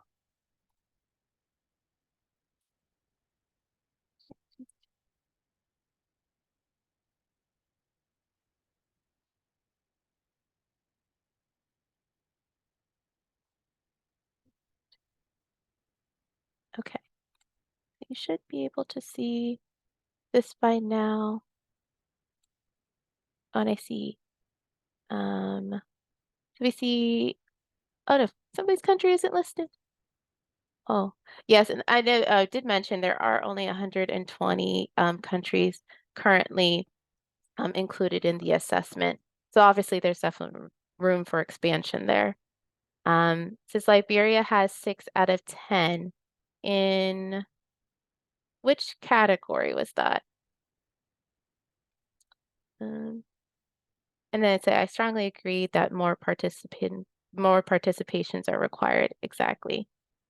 So I just had Kenya pulled up here as an example. One thing I found interesting, if we scroll down to budget oversight here, where we can see that the legislative oversight is limited. It's kind of almost 50-50, but they do have a greater audit oversight.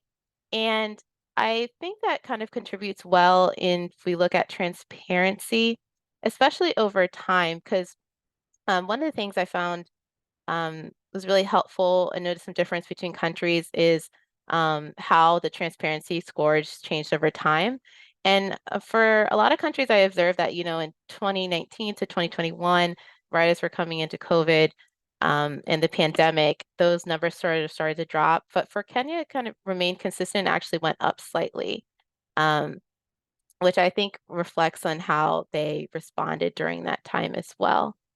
Oh, and I see also in the chat, oh yes, Liberia has public participation of 6, budget oversight 41, and transparency of 45. Yeah. Actually, I could probably pull it up so you can see. We have some folks. There. Yes.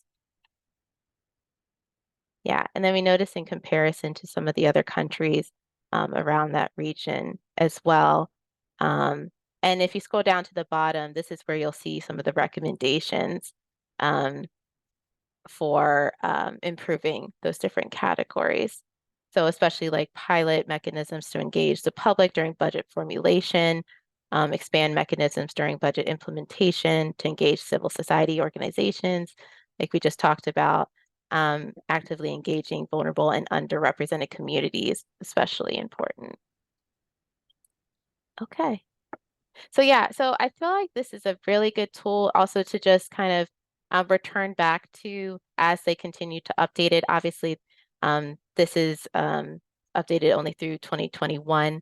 So as they continue to get more data and hopefully expand to other countries, it'll be interesting to see what shifts are there.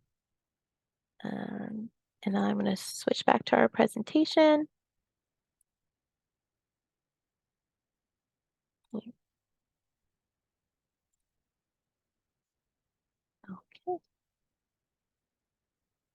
So now we want to discuss the impact of COVID-19 on FTAs and how countries globally address these challenges. And so Hannah mentioned before, but before we go into, as we know from our previous sessions, obviously COVID-19 inspired a massive level of government responses. And because of that, the International Budget Partnership, which actually created the Open Budget Survey, stated in the following in their COVID-19 report. I'll read the quote here. The sheer scale of the interventions needed to confront the health and economic consequences of COVID-19 pandemic has challenged government's capacity to manage resources effectively and equitably in unprecedented ways. By the end of 2020, governments had already mobilized $14 trillion in fiscal policy responses. And that was not only the amount that was mentioned at the end of 2020, but we know that vaccines were deployed until 2021, really into 2022. And so that total number is obviously considerably larger. But regardless of the total amount, this quote really highlights the major fiscal policy responses that were triggered by COVID-19 and why it is so important to have transparency and accountability in managing those substantial funds in a way that is efficient, effective, and equitable for all, especially while governments and systems and the economy were under or may be under considerable stress. So now on to the big question of the day for this section, really. How accountable were governments with respect to COVID-19 funds? The graphic on the slide hopefully provides some insight into that question. The accountability gap analysis shown here indicates the level of accountability that the International Budget Partnership, observed in governments regarding the management of COVID-19 funds. And the report looked at various factors, including transparency measures and responsible fund management practices during the pandemic. So the numbers are represented below are out of those 120 countries. And so we found here that 0 countries were under substantive. That means that no countries in the survey exhibited a substantial level of accountability, which indicates that none actually had a robust system for ensuring transparency and accountability in COVID-19 fund management. We see 4 countries here met an adequate level of accountability, which suggests that they had measures in place to reasonably ensure transparency and responsible fund management. 29 countries in some, meaning or implying really that they had initiated measures to promote transparency and accountability, although they still had some limitations. And then we see here that there's 55 countries listed for limited. And so that really indicates a lack of comprehensive measures and reporting practices specifically. And then lastly, we have 32 countries had minimal accountability, which really just reflects overall like a lack of significant measurements and reporting that potentially poses some high risks in fund management.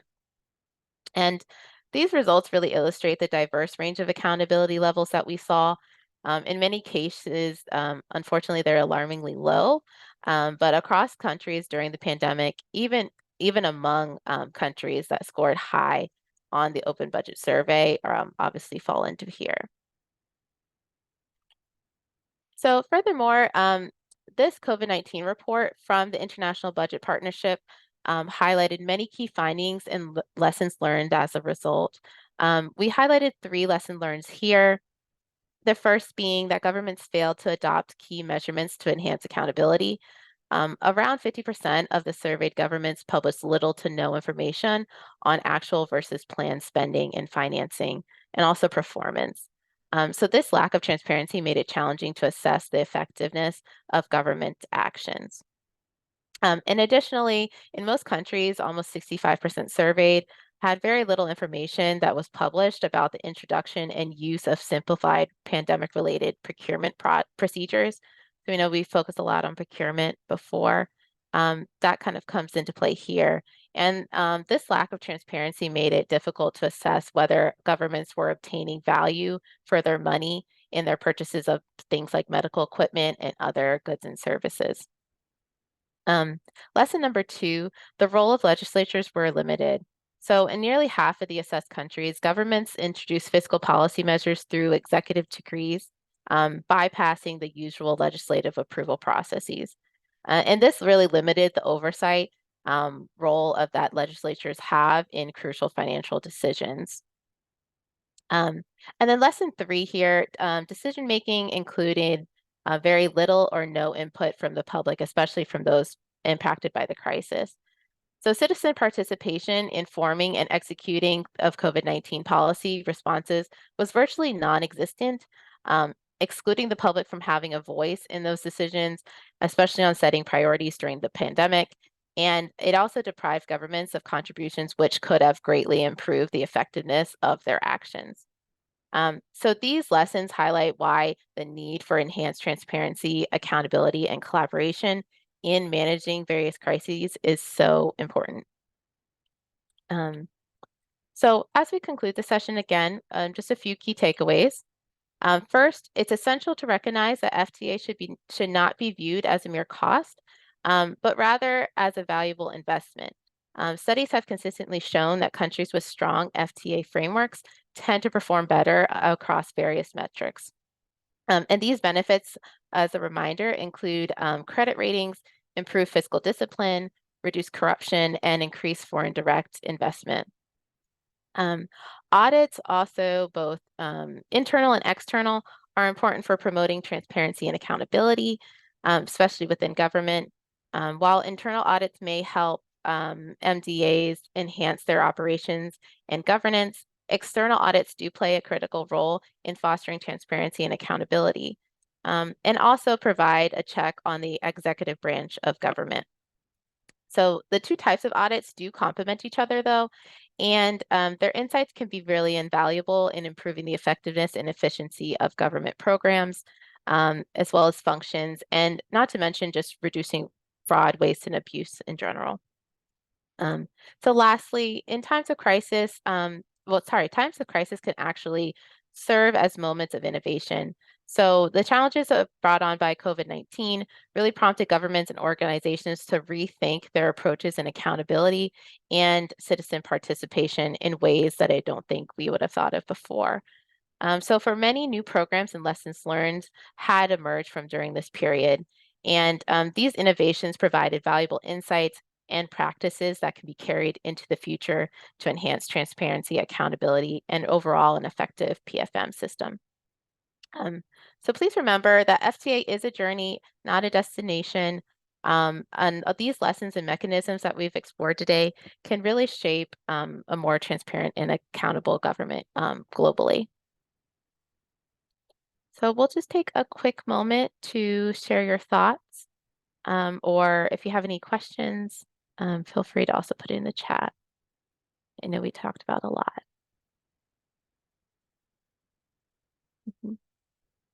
Okay. So moving on, again, just know that we do have references at the end of each session. And this really finishes off session 6.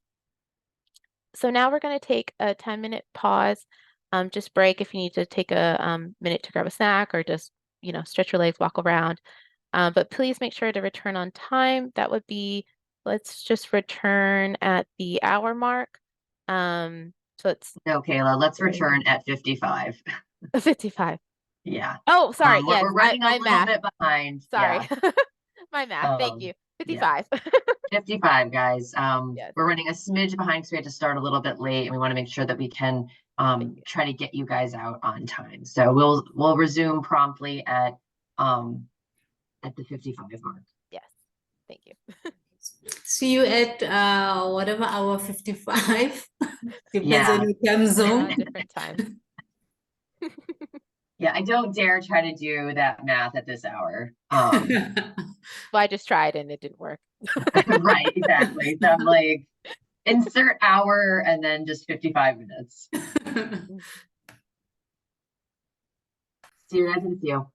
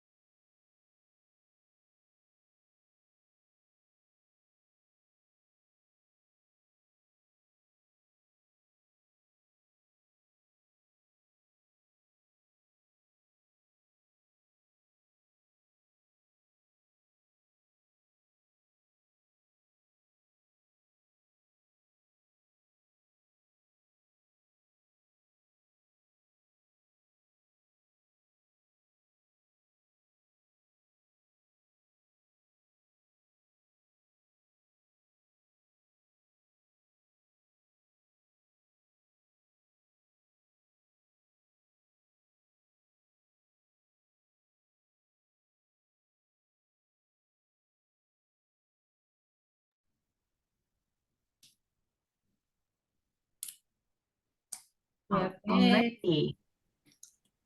Okay. I think we all jumped on at the same time. All right. So now we're at the 55 mark. We want to go ahead and get started so that we can definitely get you all finished on time. Yeah. So in our final session here, or one of the final sessions, we're going to discuss PFM modernization and reform efforts, which are really essential for adapting to evolving leading practices, enhancing transparency, and improving fiscal accountability. Our final agenda here, we'll explore why PFM is important. Then we'll discuss current trends in PFM reform. After that, we'll talk about some reform challenges and finish by reflecting on some valuable lessons learned. So returning back to our framework here, we see that PFM reform is a cross-cutting element of the PFM system, as reform efforts could be integrated really throughout the various PFM elements that we've discussed in the training, and also at any given time.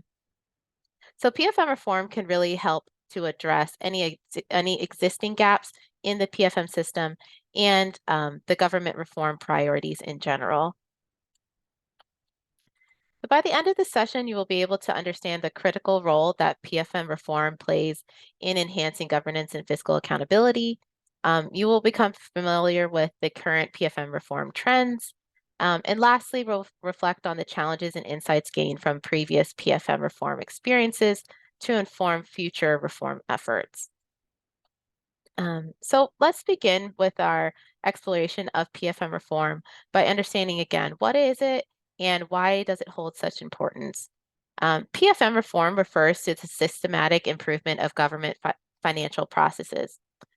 These improvements usually are targeting outcomes in areas like good governance, enhanced economic stability, effective public service delivery, and sustainable development. But why is it important? The significance of PFM reform cannot be overstated, and here's why it matters. One, it's vital for the efficient allocation of resources, which enables governments to deliver public services both efficiently and effectively, and ultimately improve the well-being of citizens. It plays a pivotal role in maintaining economic stability by preventing fiscal or financial mismanagement, and therefore bolstering a country's fiscal health. It's essential to equip our financial systems to effectively tackle the increasingly intricate and evolving challenges, not only within the public sector, which enables both resilience in the face of modern complexities and others. But while PFM reforms may be large and complex, continuous improvement through reform and modernization efforts is a normal part of a healthy PFM system. So over the decades, PFM reform trends have adjusted to account for evolving leading practices, changes in technology, and the maturation of PFM systems globally. To gain some more perspective on what PFM reforms look like today, we're going to dive into some current global trends that are shaping the modern landscape here. So one of the leading trends in PFM reform is the integration of e-government practices. E-government refers to the utilization of information and communication technology to really provide an online access to government services for citizens, businesses, and other MDAs. This transformation isn't limited to service accessibility. It also extends to improving revenue and expenditure management. And these are just some examples of e-government PFM tools supporting both revenue and expenditure management from around the world. On the revenue tools, we do have e-filing, e-payment, e-registration for taxes, e-communication, e-customs, and mobile payments platforms.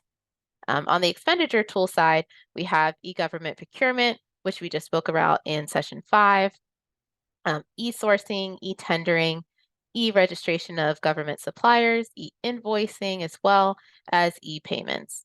And this integration of technology and e-government practices is at the forefront of PFM reform. So feel free to learn more about these examples. They are hyperlinked for you on the slide, so you can click on those when you receive the slide deck.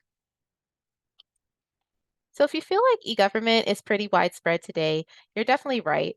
And the E-Government Development Index, or EGDI, helps to understand the state of e-government expansion globally. If you're curious about what trends in e-government are, the EGDI offers a comprehensive assessment of the state of e-government development in United Nations member states.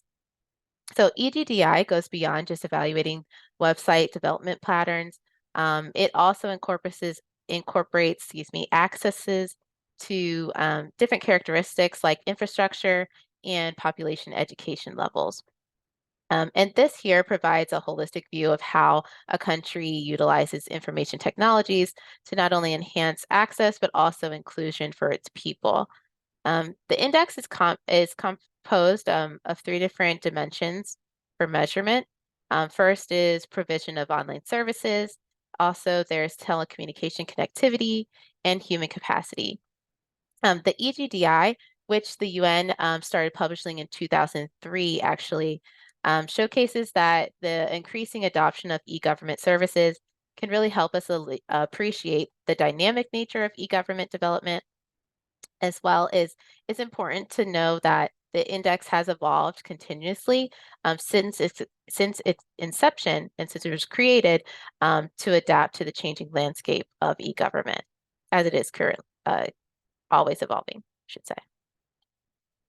So let's discuss a real world example of the e-government reform. This one is based on mobile payment solution in Liberia. I know we have a couple of folks or a few from Liberia with us today.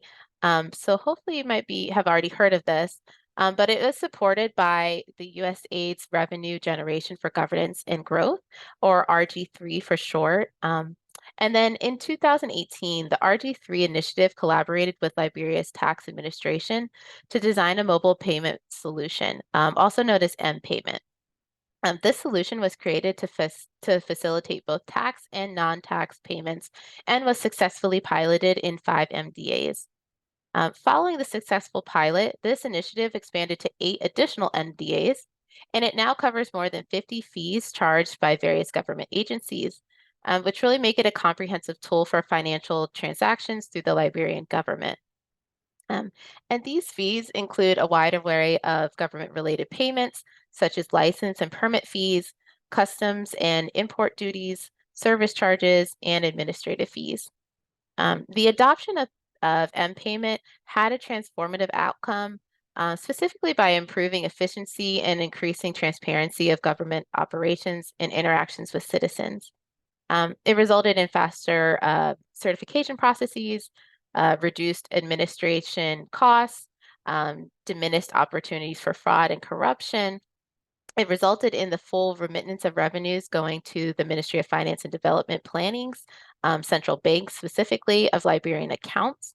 And it also enhanced accessibility for fee collection outside of Monrovia, where bank services are really less developed. So this adoption led to an impressive tally of 71,320 mobile transactions over just 4 years, which really resulted in an astounding amount of $14.37 million in revenue generated.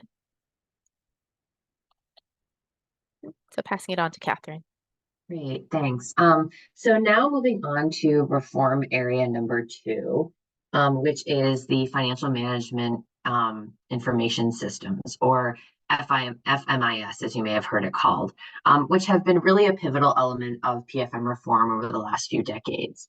FMIS stands as a robust tool playing a vital role in enabling real-time and meaningful financial reporting. Reporting is not just a component, but really a lifeline within the PFM cycle. I think we've learned that through our time together. And it provides essential data to all stakeholders through the FMIS, including the public, and serves as a foundational resource for managers and policymakers across the executive and legislative branches, and allows stakeholders to hold government accountable. At a high level, an FMIS helps to automate key components of the budget execution and accounting processes and provides information to facilitate the budget preparation process. The FMIS stores, organizes, and facilitates access to real-time financial information.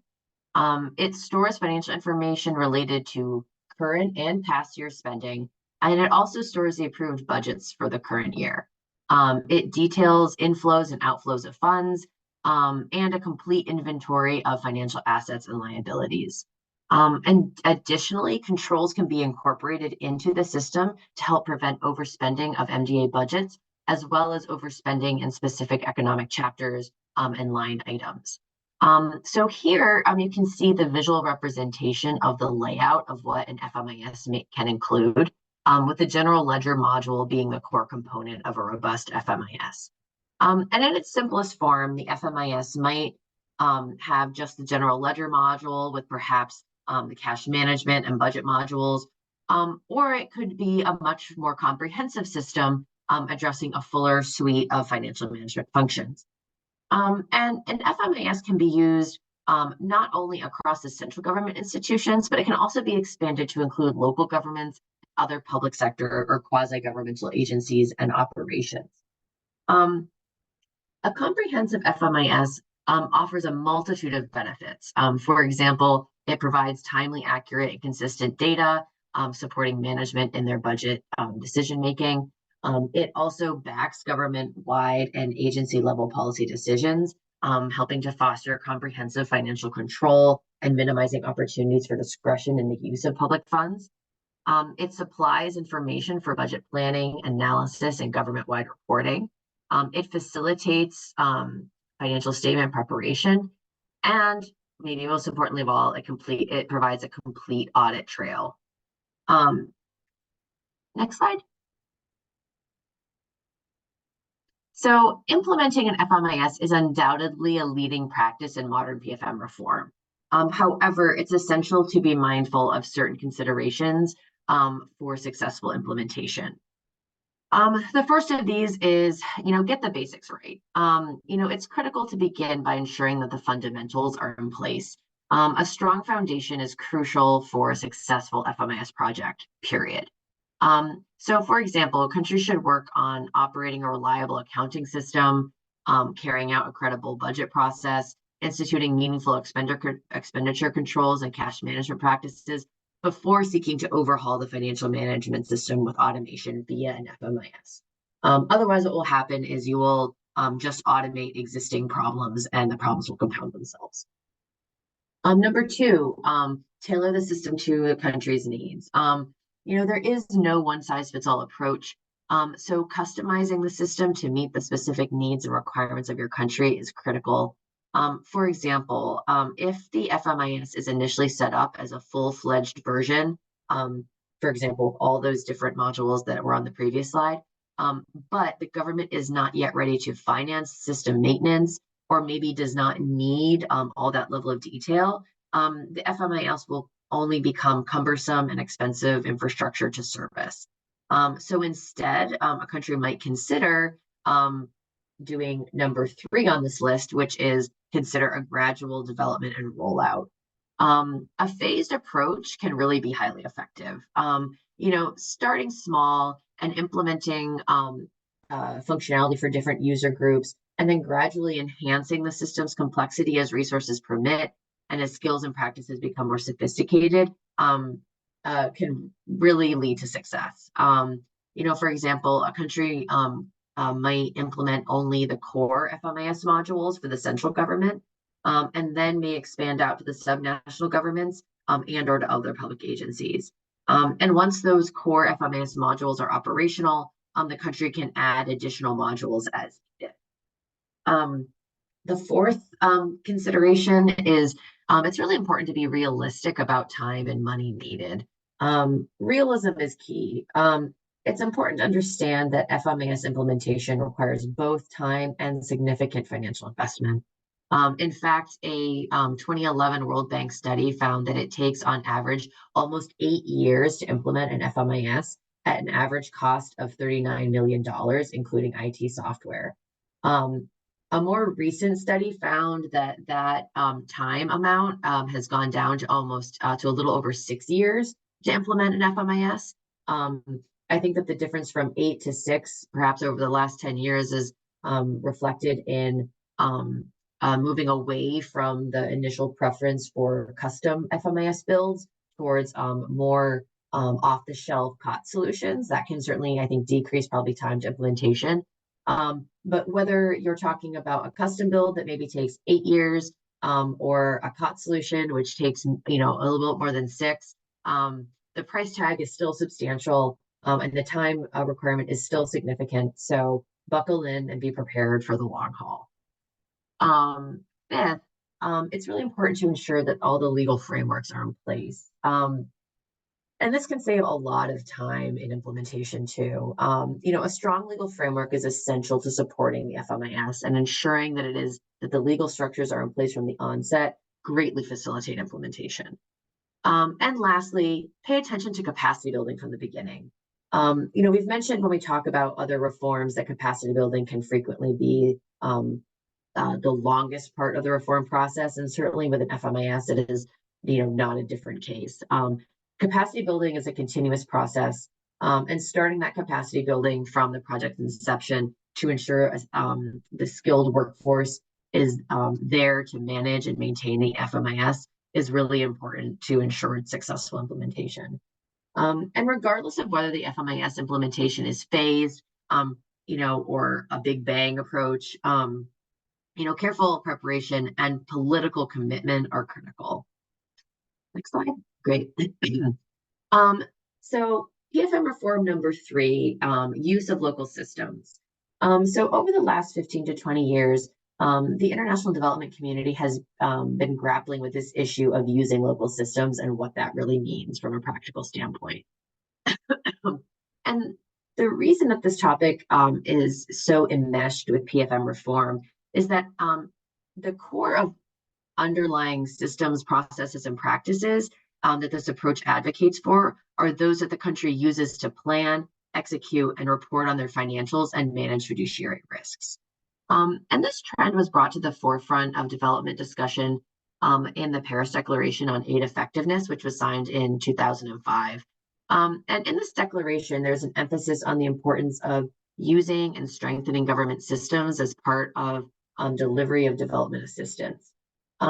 Furthermore, the declaration encourages partner countries encourages partner countries themselves to be really leading in developing and implementing their own development strategies, which includes leveraging their own systems, processes, and procedures.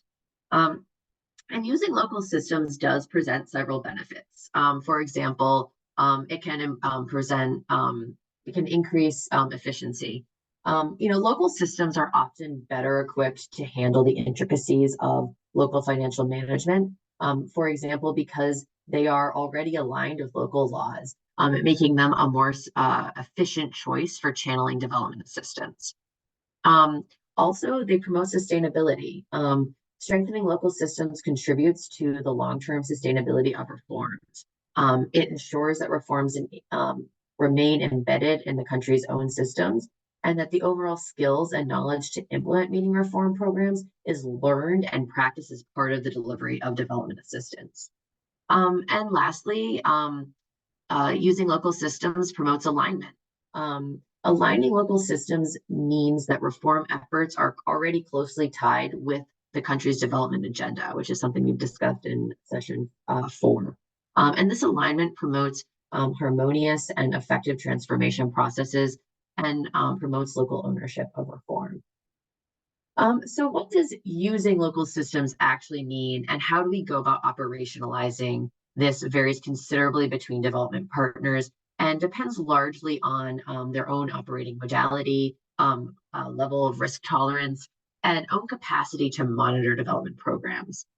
As we've mentioned at the beginning of our time together, USAID has been investing in localization and has published agency goals around this topic. For example, the goal we highlighted when we kicked off our training about providing 70% of its PEPFAR funding to local partners by 2025. And G2G collaboration and programs is one approach that USAID has used to align with the Paris Declaration principles and to achieve their localization goals. And under this G2G modality, USAID partners directly engage with in-country government entities and organizations to build that capacity, to strengthen those systems, and to support recipient country priorities and strategies. So as development partners continue to grapple with how to best localize their assistance and achieve more sustainable development outcomes, this topic of localization and use of local systems will continue to be an important one in the PFM discourse. Next slide. Great. So PFM reform number 4 on the integration of climate and PFM. And we touched on this very briefly, I think way back in session 4, and now we're bringing it up here officially. So as the effects of climate change have started to become critical threats for society, countries around the world have begun grappling with questions about how to best finance mitigation and adaptation to these threats and promote environmental sustainability more broadly. In 2012, the OECD initiated the Paris Collaborative on Green Budgeting. And its primary goal is to develop innovative tools and strategies for assessing and improving alignment of national expenditures and revenue processes with climate, biodiversity, and other environmental objectives. So why green budgeting, you might ask?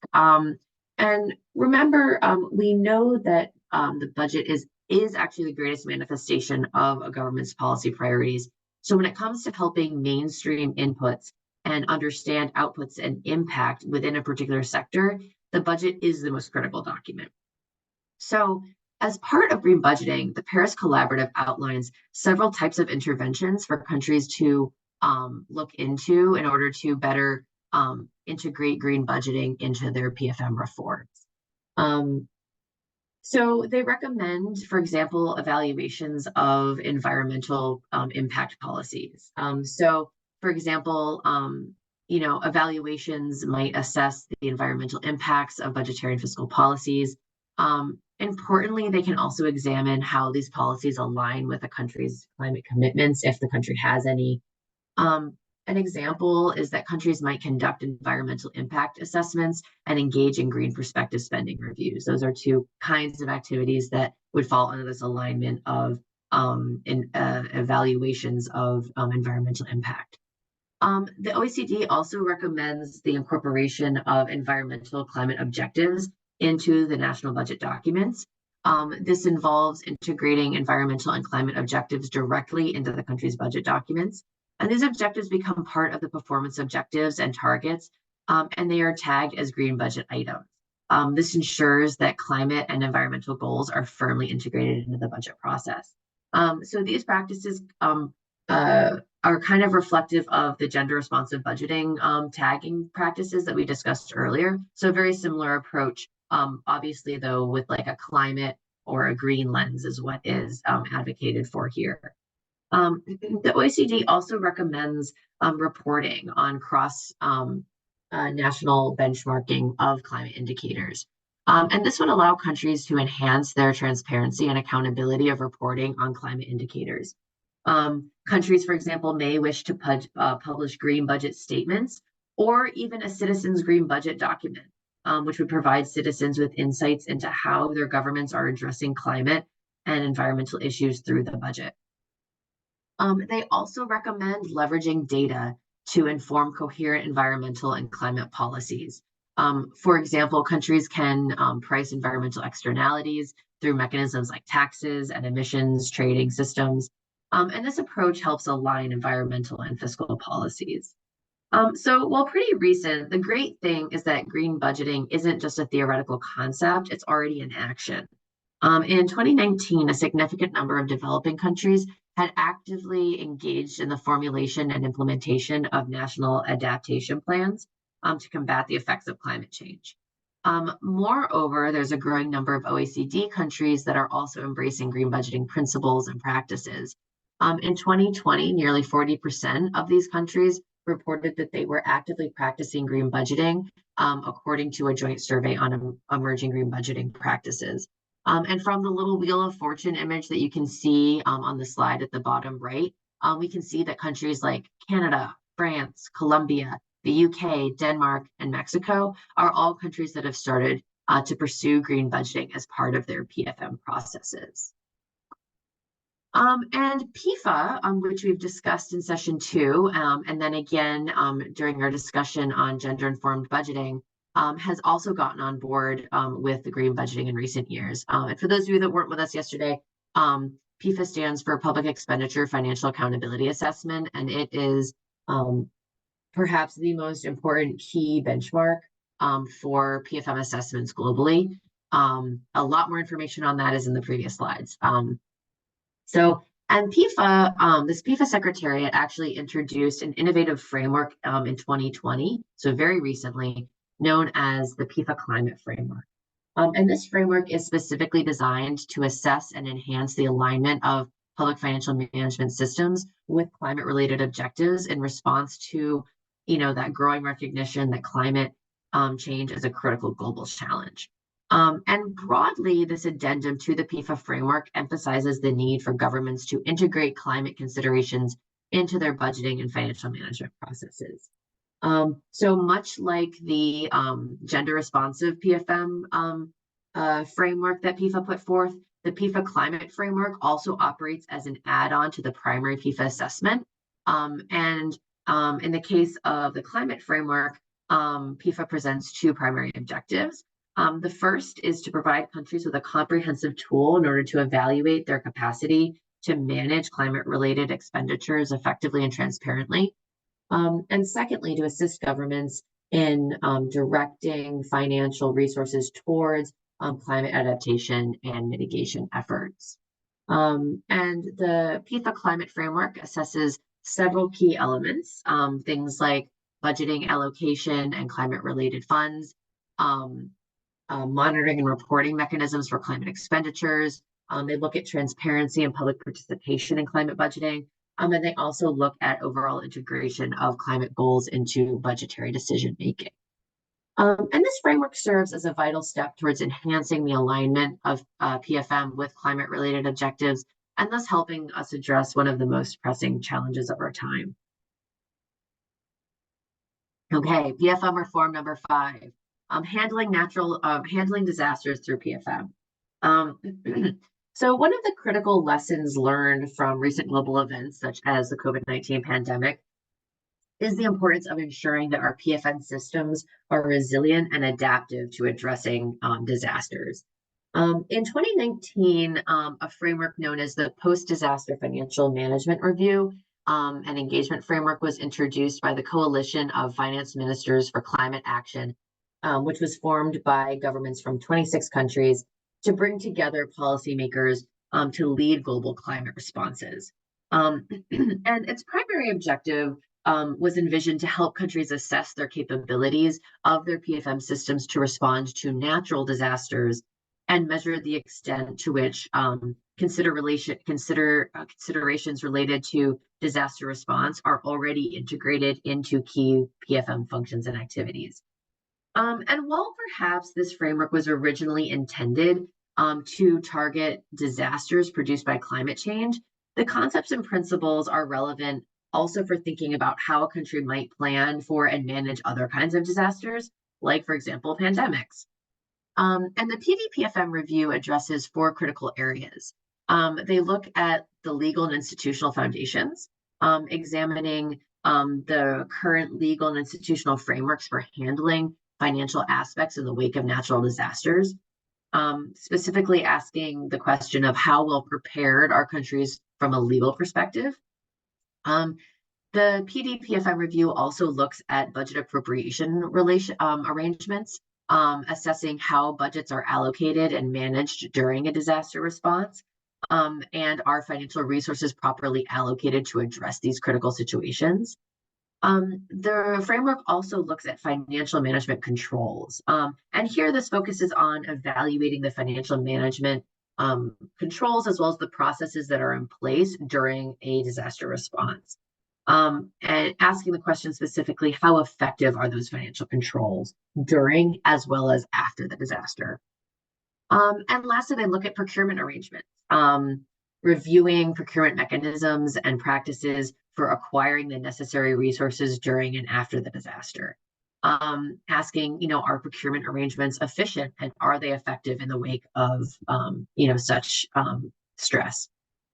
Initially the PDPFM review was developed and tested as part of a program to support resilience in selected Caribbean countries.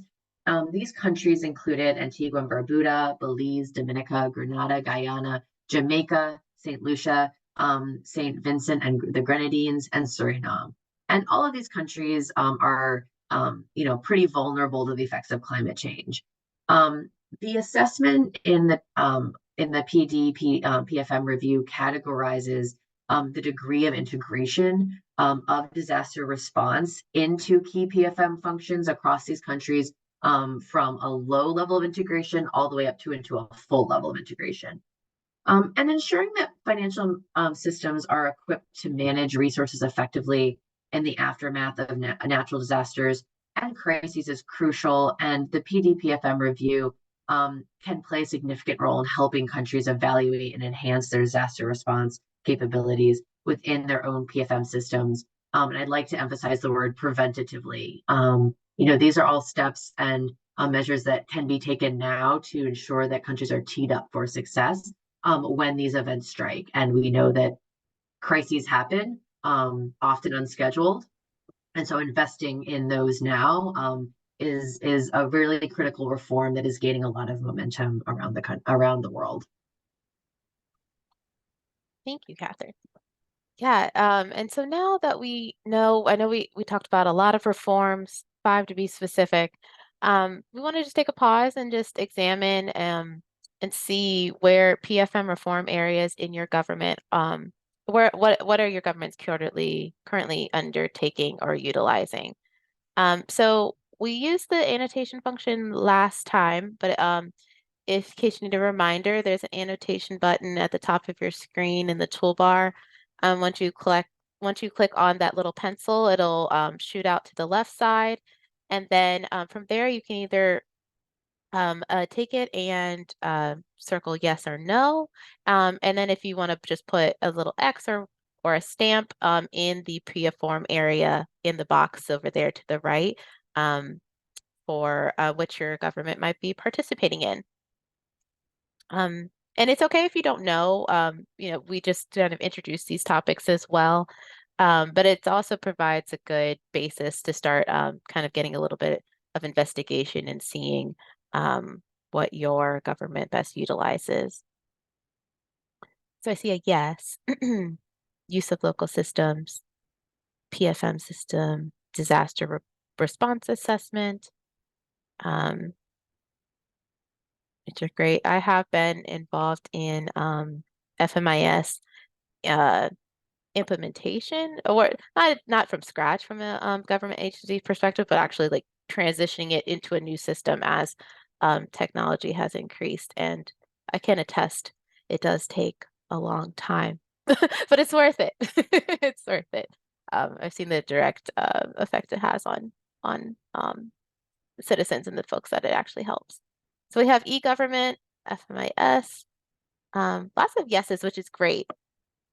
Observing green budgeting, other, I'm curious what other, although I do see somebody leave a comment. Oh, yes, we do. Love it. Curious Lots of on FMIS. Yeah. And yes, I agree with you, Kayla. I was part of an FMIS implementation that was actually revamping what was a custom build system and changing it into an off-the-shelf COT solution. And also adding in a level of disaster mitigation protection, including like system backup and things, because it was a country that was just very vulnerable to natural disaster. So I feel like it toggled both of those. All in one. All in one. And they also have a yes for Benin, e-government, FMIS. Yeah. Does anybody share some of these reform efforts, like e-government? Like what kind of solution or reform is ongoing or that you're familiar with?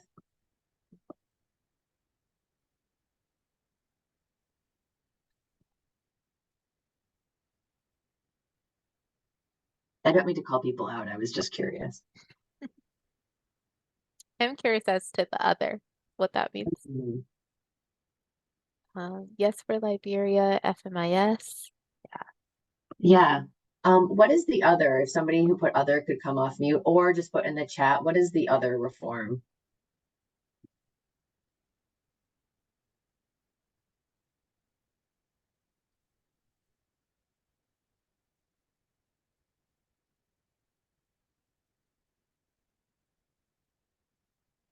Or I do know there is a text box. You could also put it on the screen too if you wanted to. Yeah, But no pressure. exactly. You can also annotate a text box. Um, Yes. For somebody that mentioned green budgeting, I'm really curious about that. Is anybody able to speak a little bit to what kinds of green budgeting activities or climate related initiatives are happening?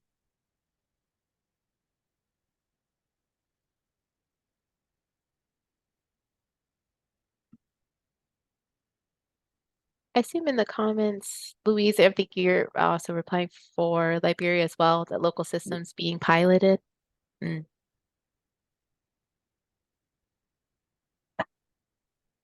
Hey. Yeah. And certainly one of the countries that I work in now, Ukraine, I put stars for use of local systems, as well as kind of disaster response assessment. Not assessment in its purest form, but certainly when we're thinking about how to help the country rebuild, there's a certain amount of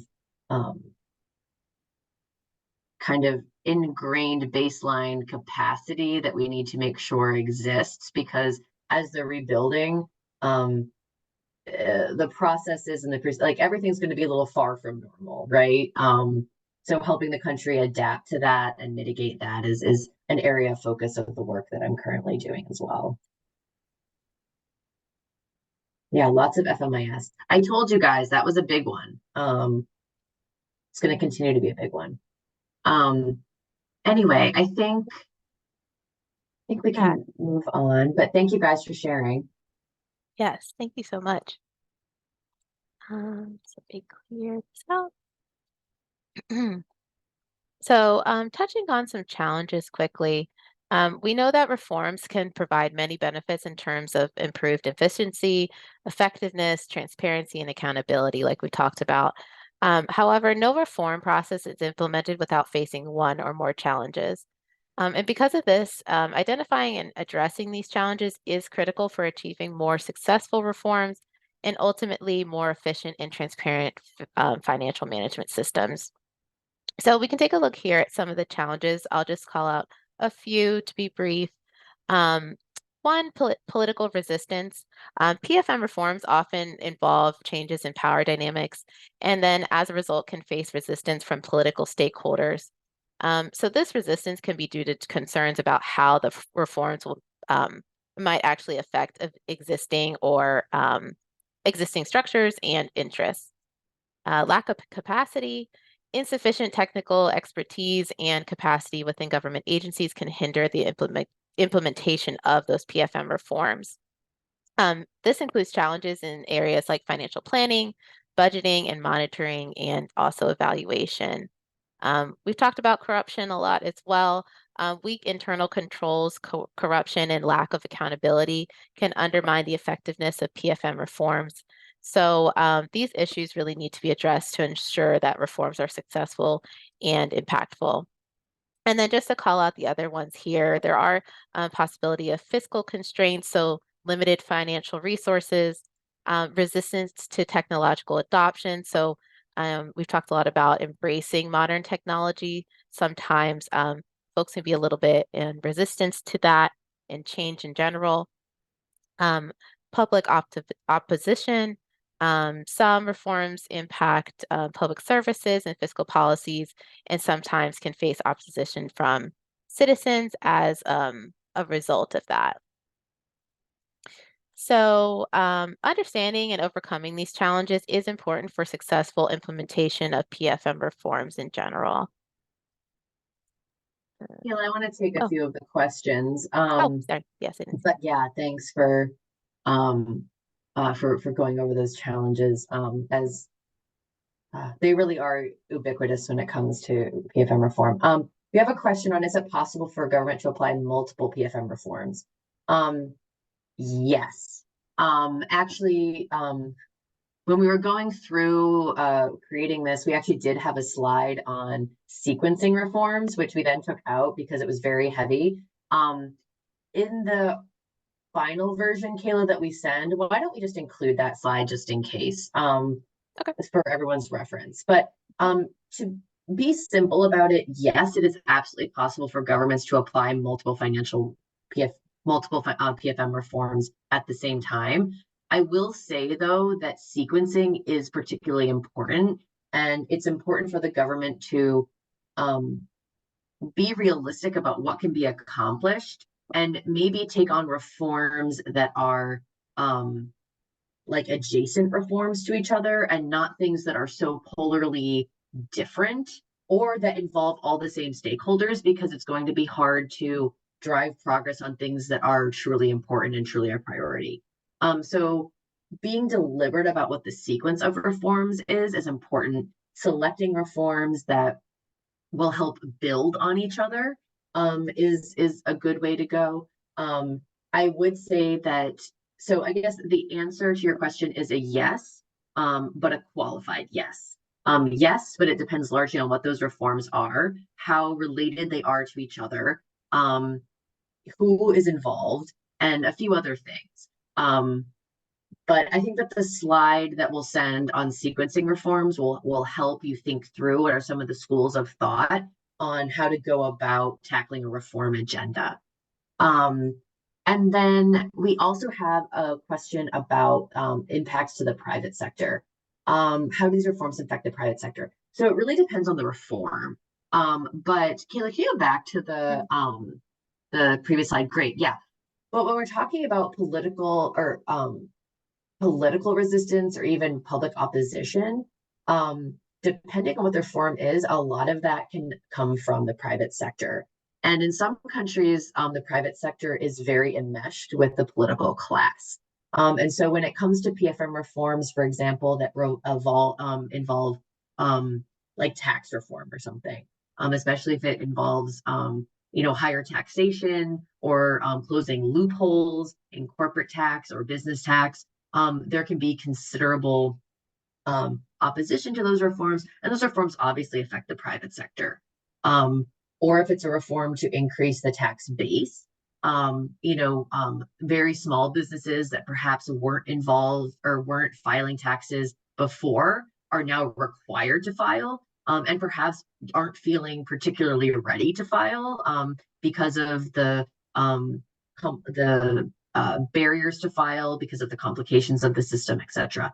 So depending on what the reforms are, there are very real reform implications for the private sector as well. And depending on what those reforms are, sometimes they feel positively or negatively about it.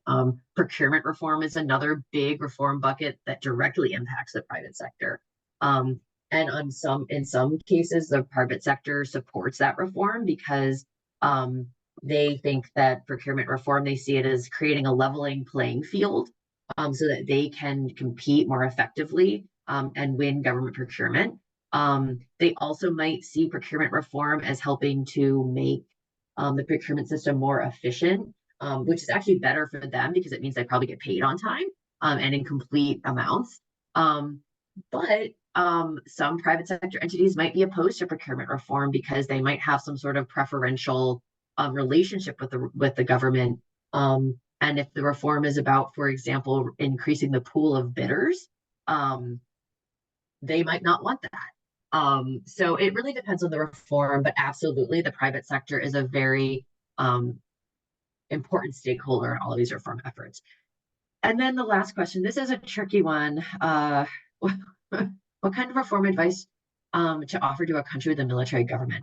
So I'm just going to say, first of all, that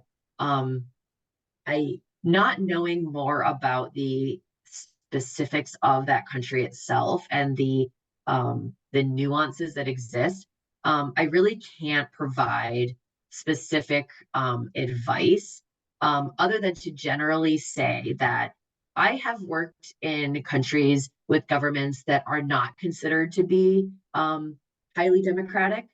And I have done some very successful work in those countries. One of the countries where we successfully implemented our integrated financial management system was one of these countries.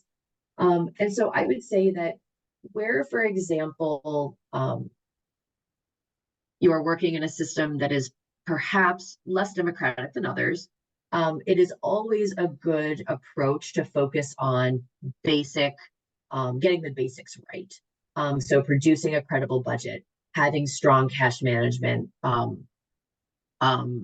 capacities, improving financial reporting, even if it's only the quality of reporting for the government itself, even if it's not being disclosed to the public.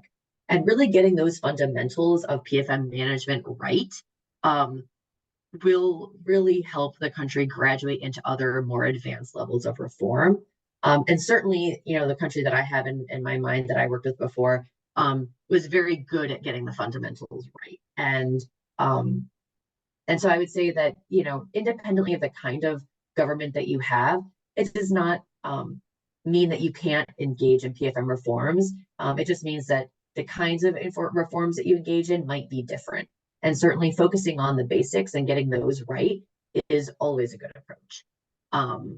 So I hope that helps, even though it is not super specific, as I'm hesitant to provide specific advice about a country that I haven't probably worked in extensively.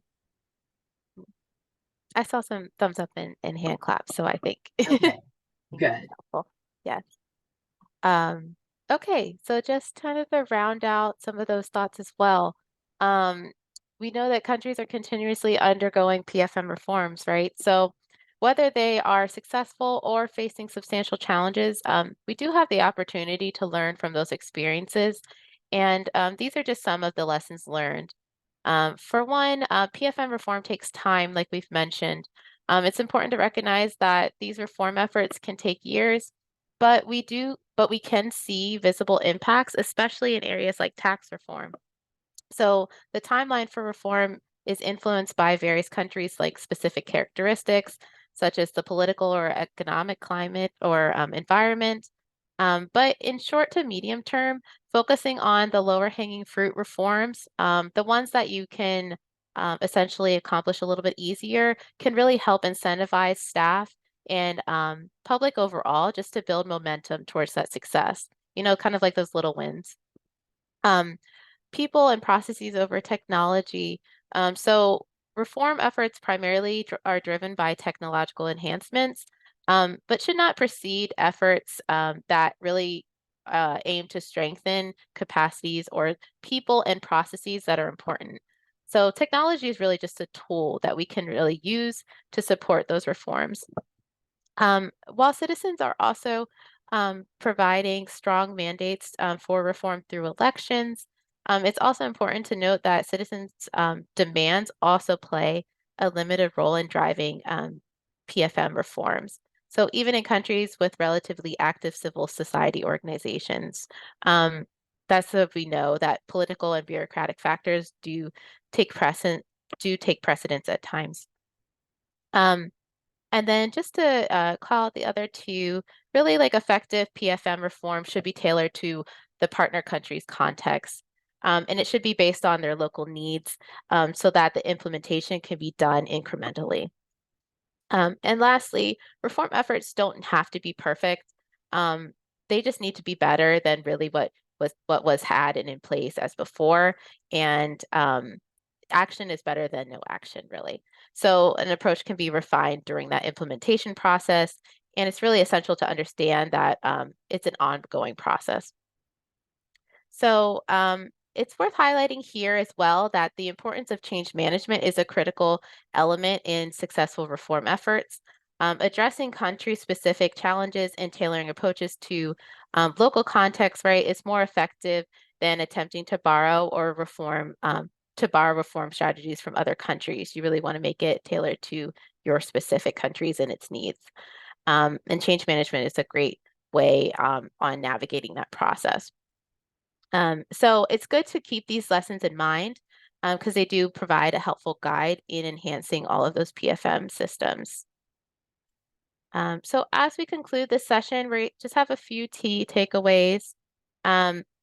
First, PFM reform is important for efficient resource allocation, enabling effective public service delivery, ensuring economic stability, and equipping financial systems to tackle modern challenges.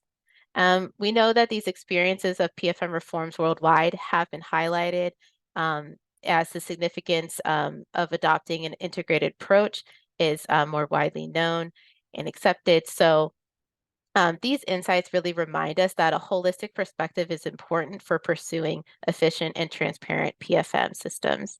And lastly, we just talked about the lessons learned from PFM reform do offer a wealth of insights. They highlight the importance of considering local context, embracing gradual implementation, and really adopting country-driven strategies. So while it's true that results from the reforms do take time to actualize, it's also important to understand that even in imperfect reforms, they can still lay the foundation for positive change. So I know we'll have just like 1 minute for questions before we move on to our final session. Yeah, and I know there was Yeah. already a bunch of discussion and questions in the chat, but is there anything else?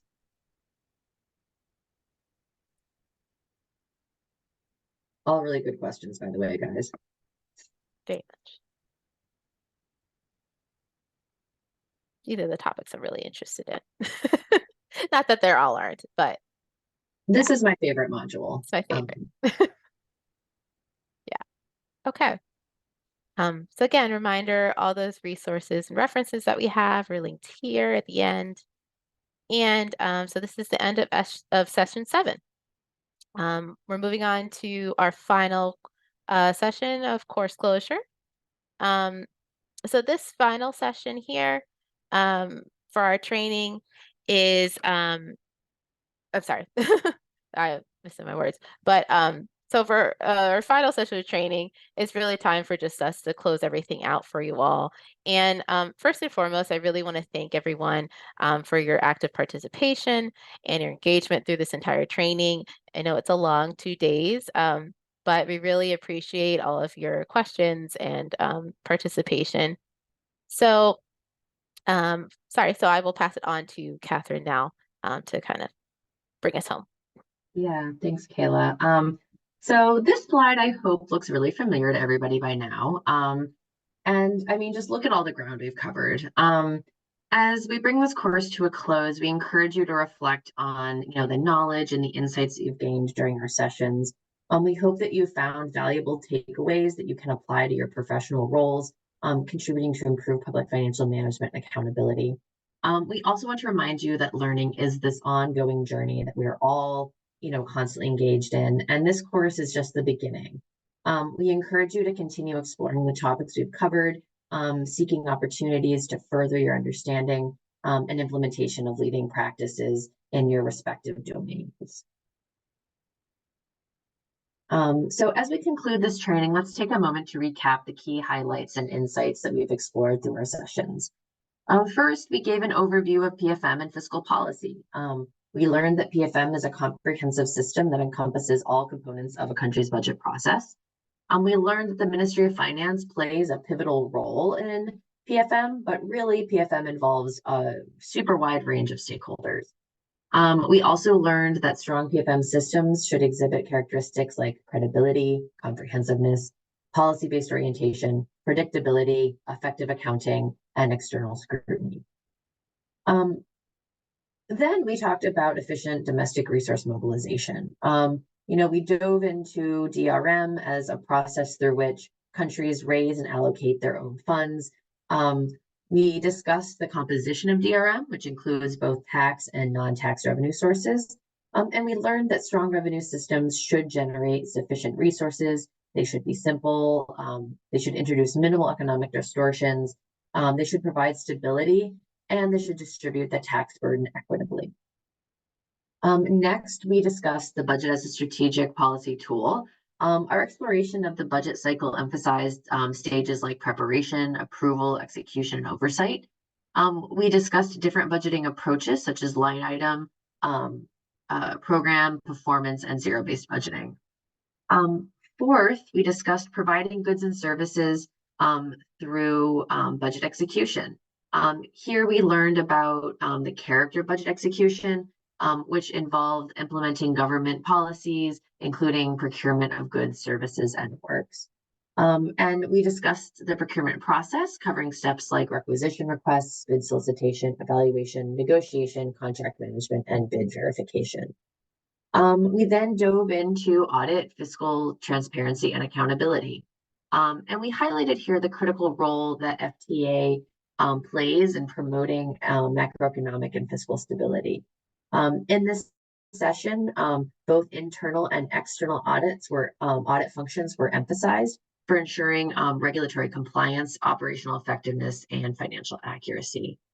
And lastly, we explored PFM modernization and reform. We discussed the nature of PFM reform as a systematic improvement of government financial processes, which are all crucial for good governance, for economic stability, for effective public service delivery, and overall sustainable development. We learned about recent reform trends, including things like e-government integration, climate consideration, use of local systems, amongst others. And discussed lessons learned from decades of PFM reform experience. We hope that these insights have proven valuable to your professional endeavors, contributing to more effective financial management and better governance. Remember, learning is a continuous journey, and any one of these topics that we have covered over the last 2 days could be a lengthy course on its own. And the people and certain people, I think, beyond just this could be its own course on its own, every one of these topics, there are people that build their entire careers just focusing on one or a handful of these topics. So there's really a lot of depth that you can achieve by continuing to explore. And we encourage you to keep on exploring these PFM topics through the resources included in the training, as well as other courses and training opportunities that come up. Yes, thank you. And just to highlight that point, we pulled down the resources from our first session that we mentioned just at the end here as a reminder and just for some convenience for you as you go back and look at some of these materials. So we'd like to hear from you in our last few minutes of this training. We're really interested in what you've learned that you may believe might be more valuable for you to take back to your own countries and respective professions.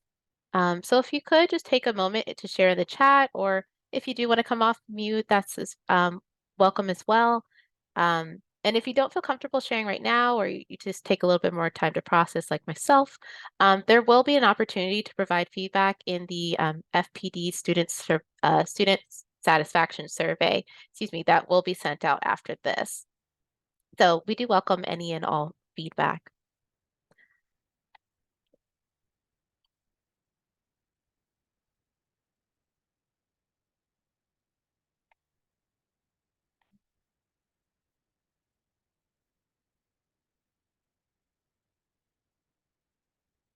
Or if anybody has any thoughts.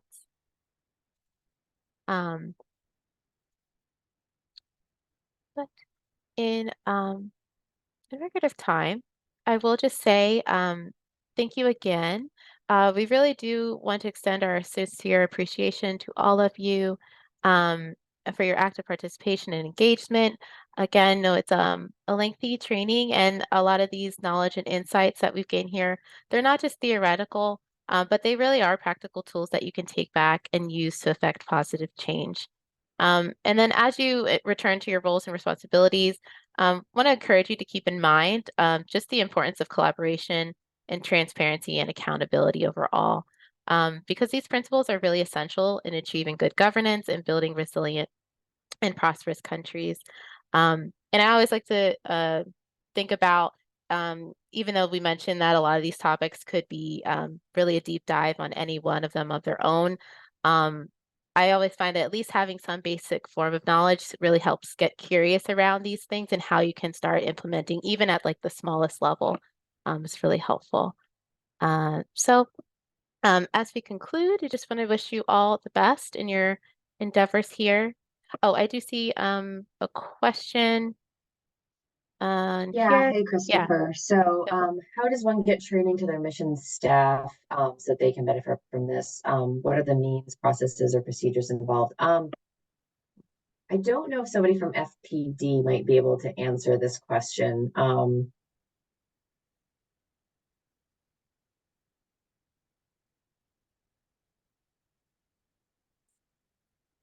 yeah. Are you, Oh, go ahead.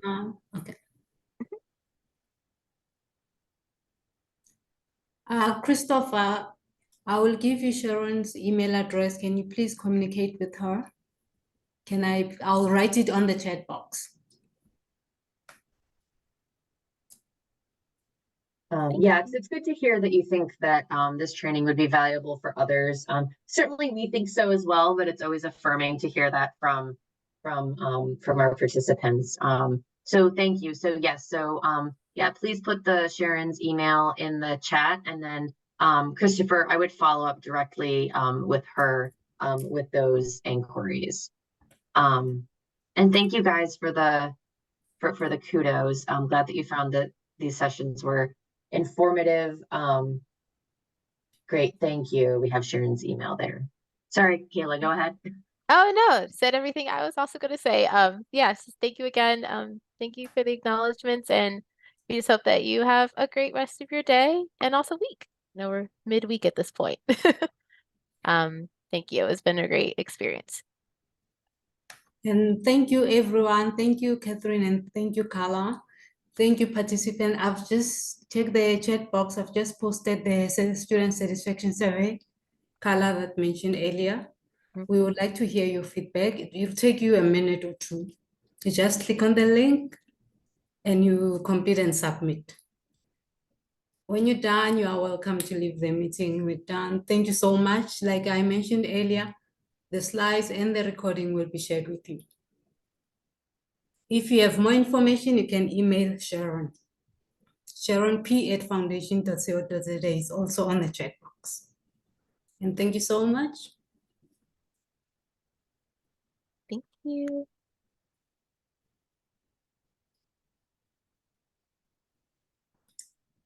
The posters Oh. were sent by Sharon. I'll also remind her to resend it in case some people didn't get it. It was sent by Sharon to your email addresses.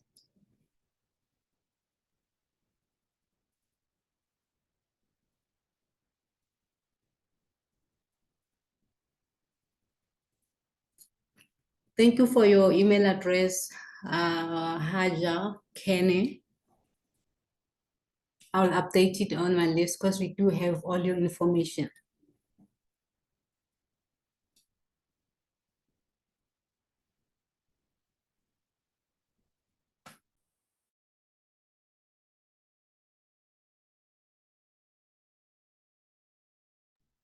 Did everyone see the link for the survey?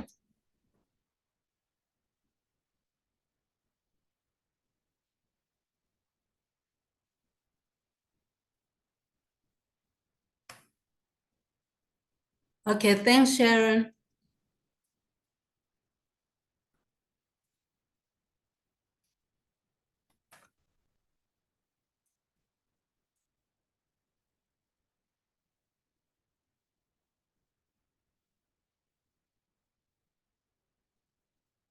Okay, I will stop the recording, but I'll still be online while we're busy with the survey.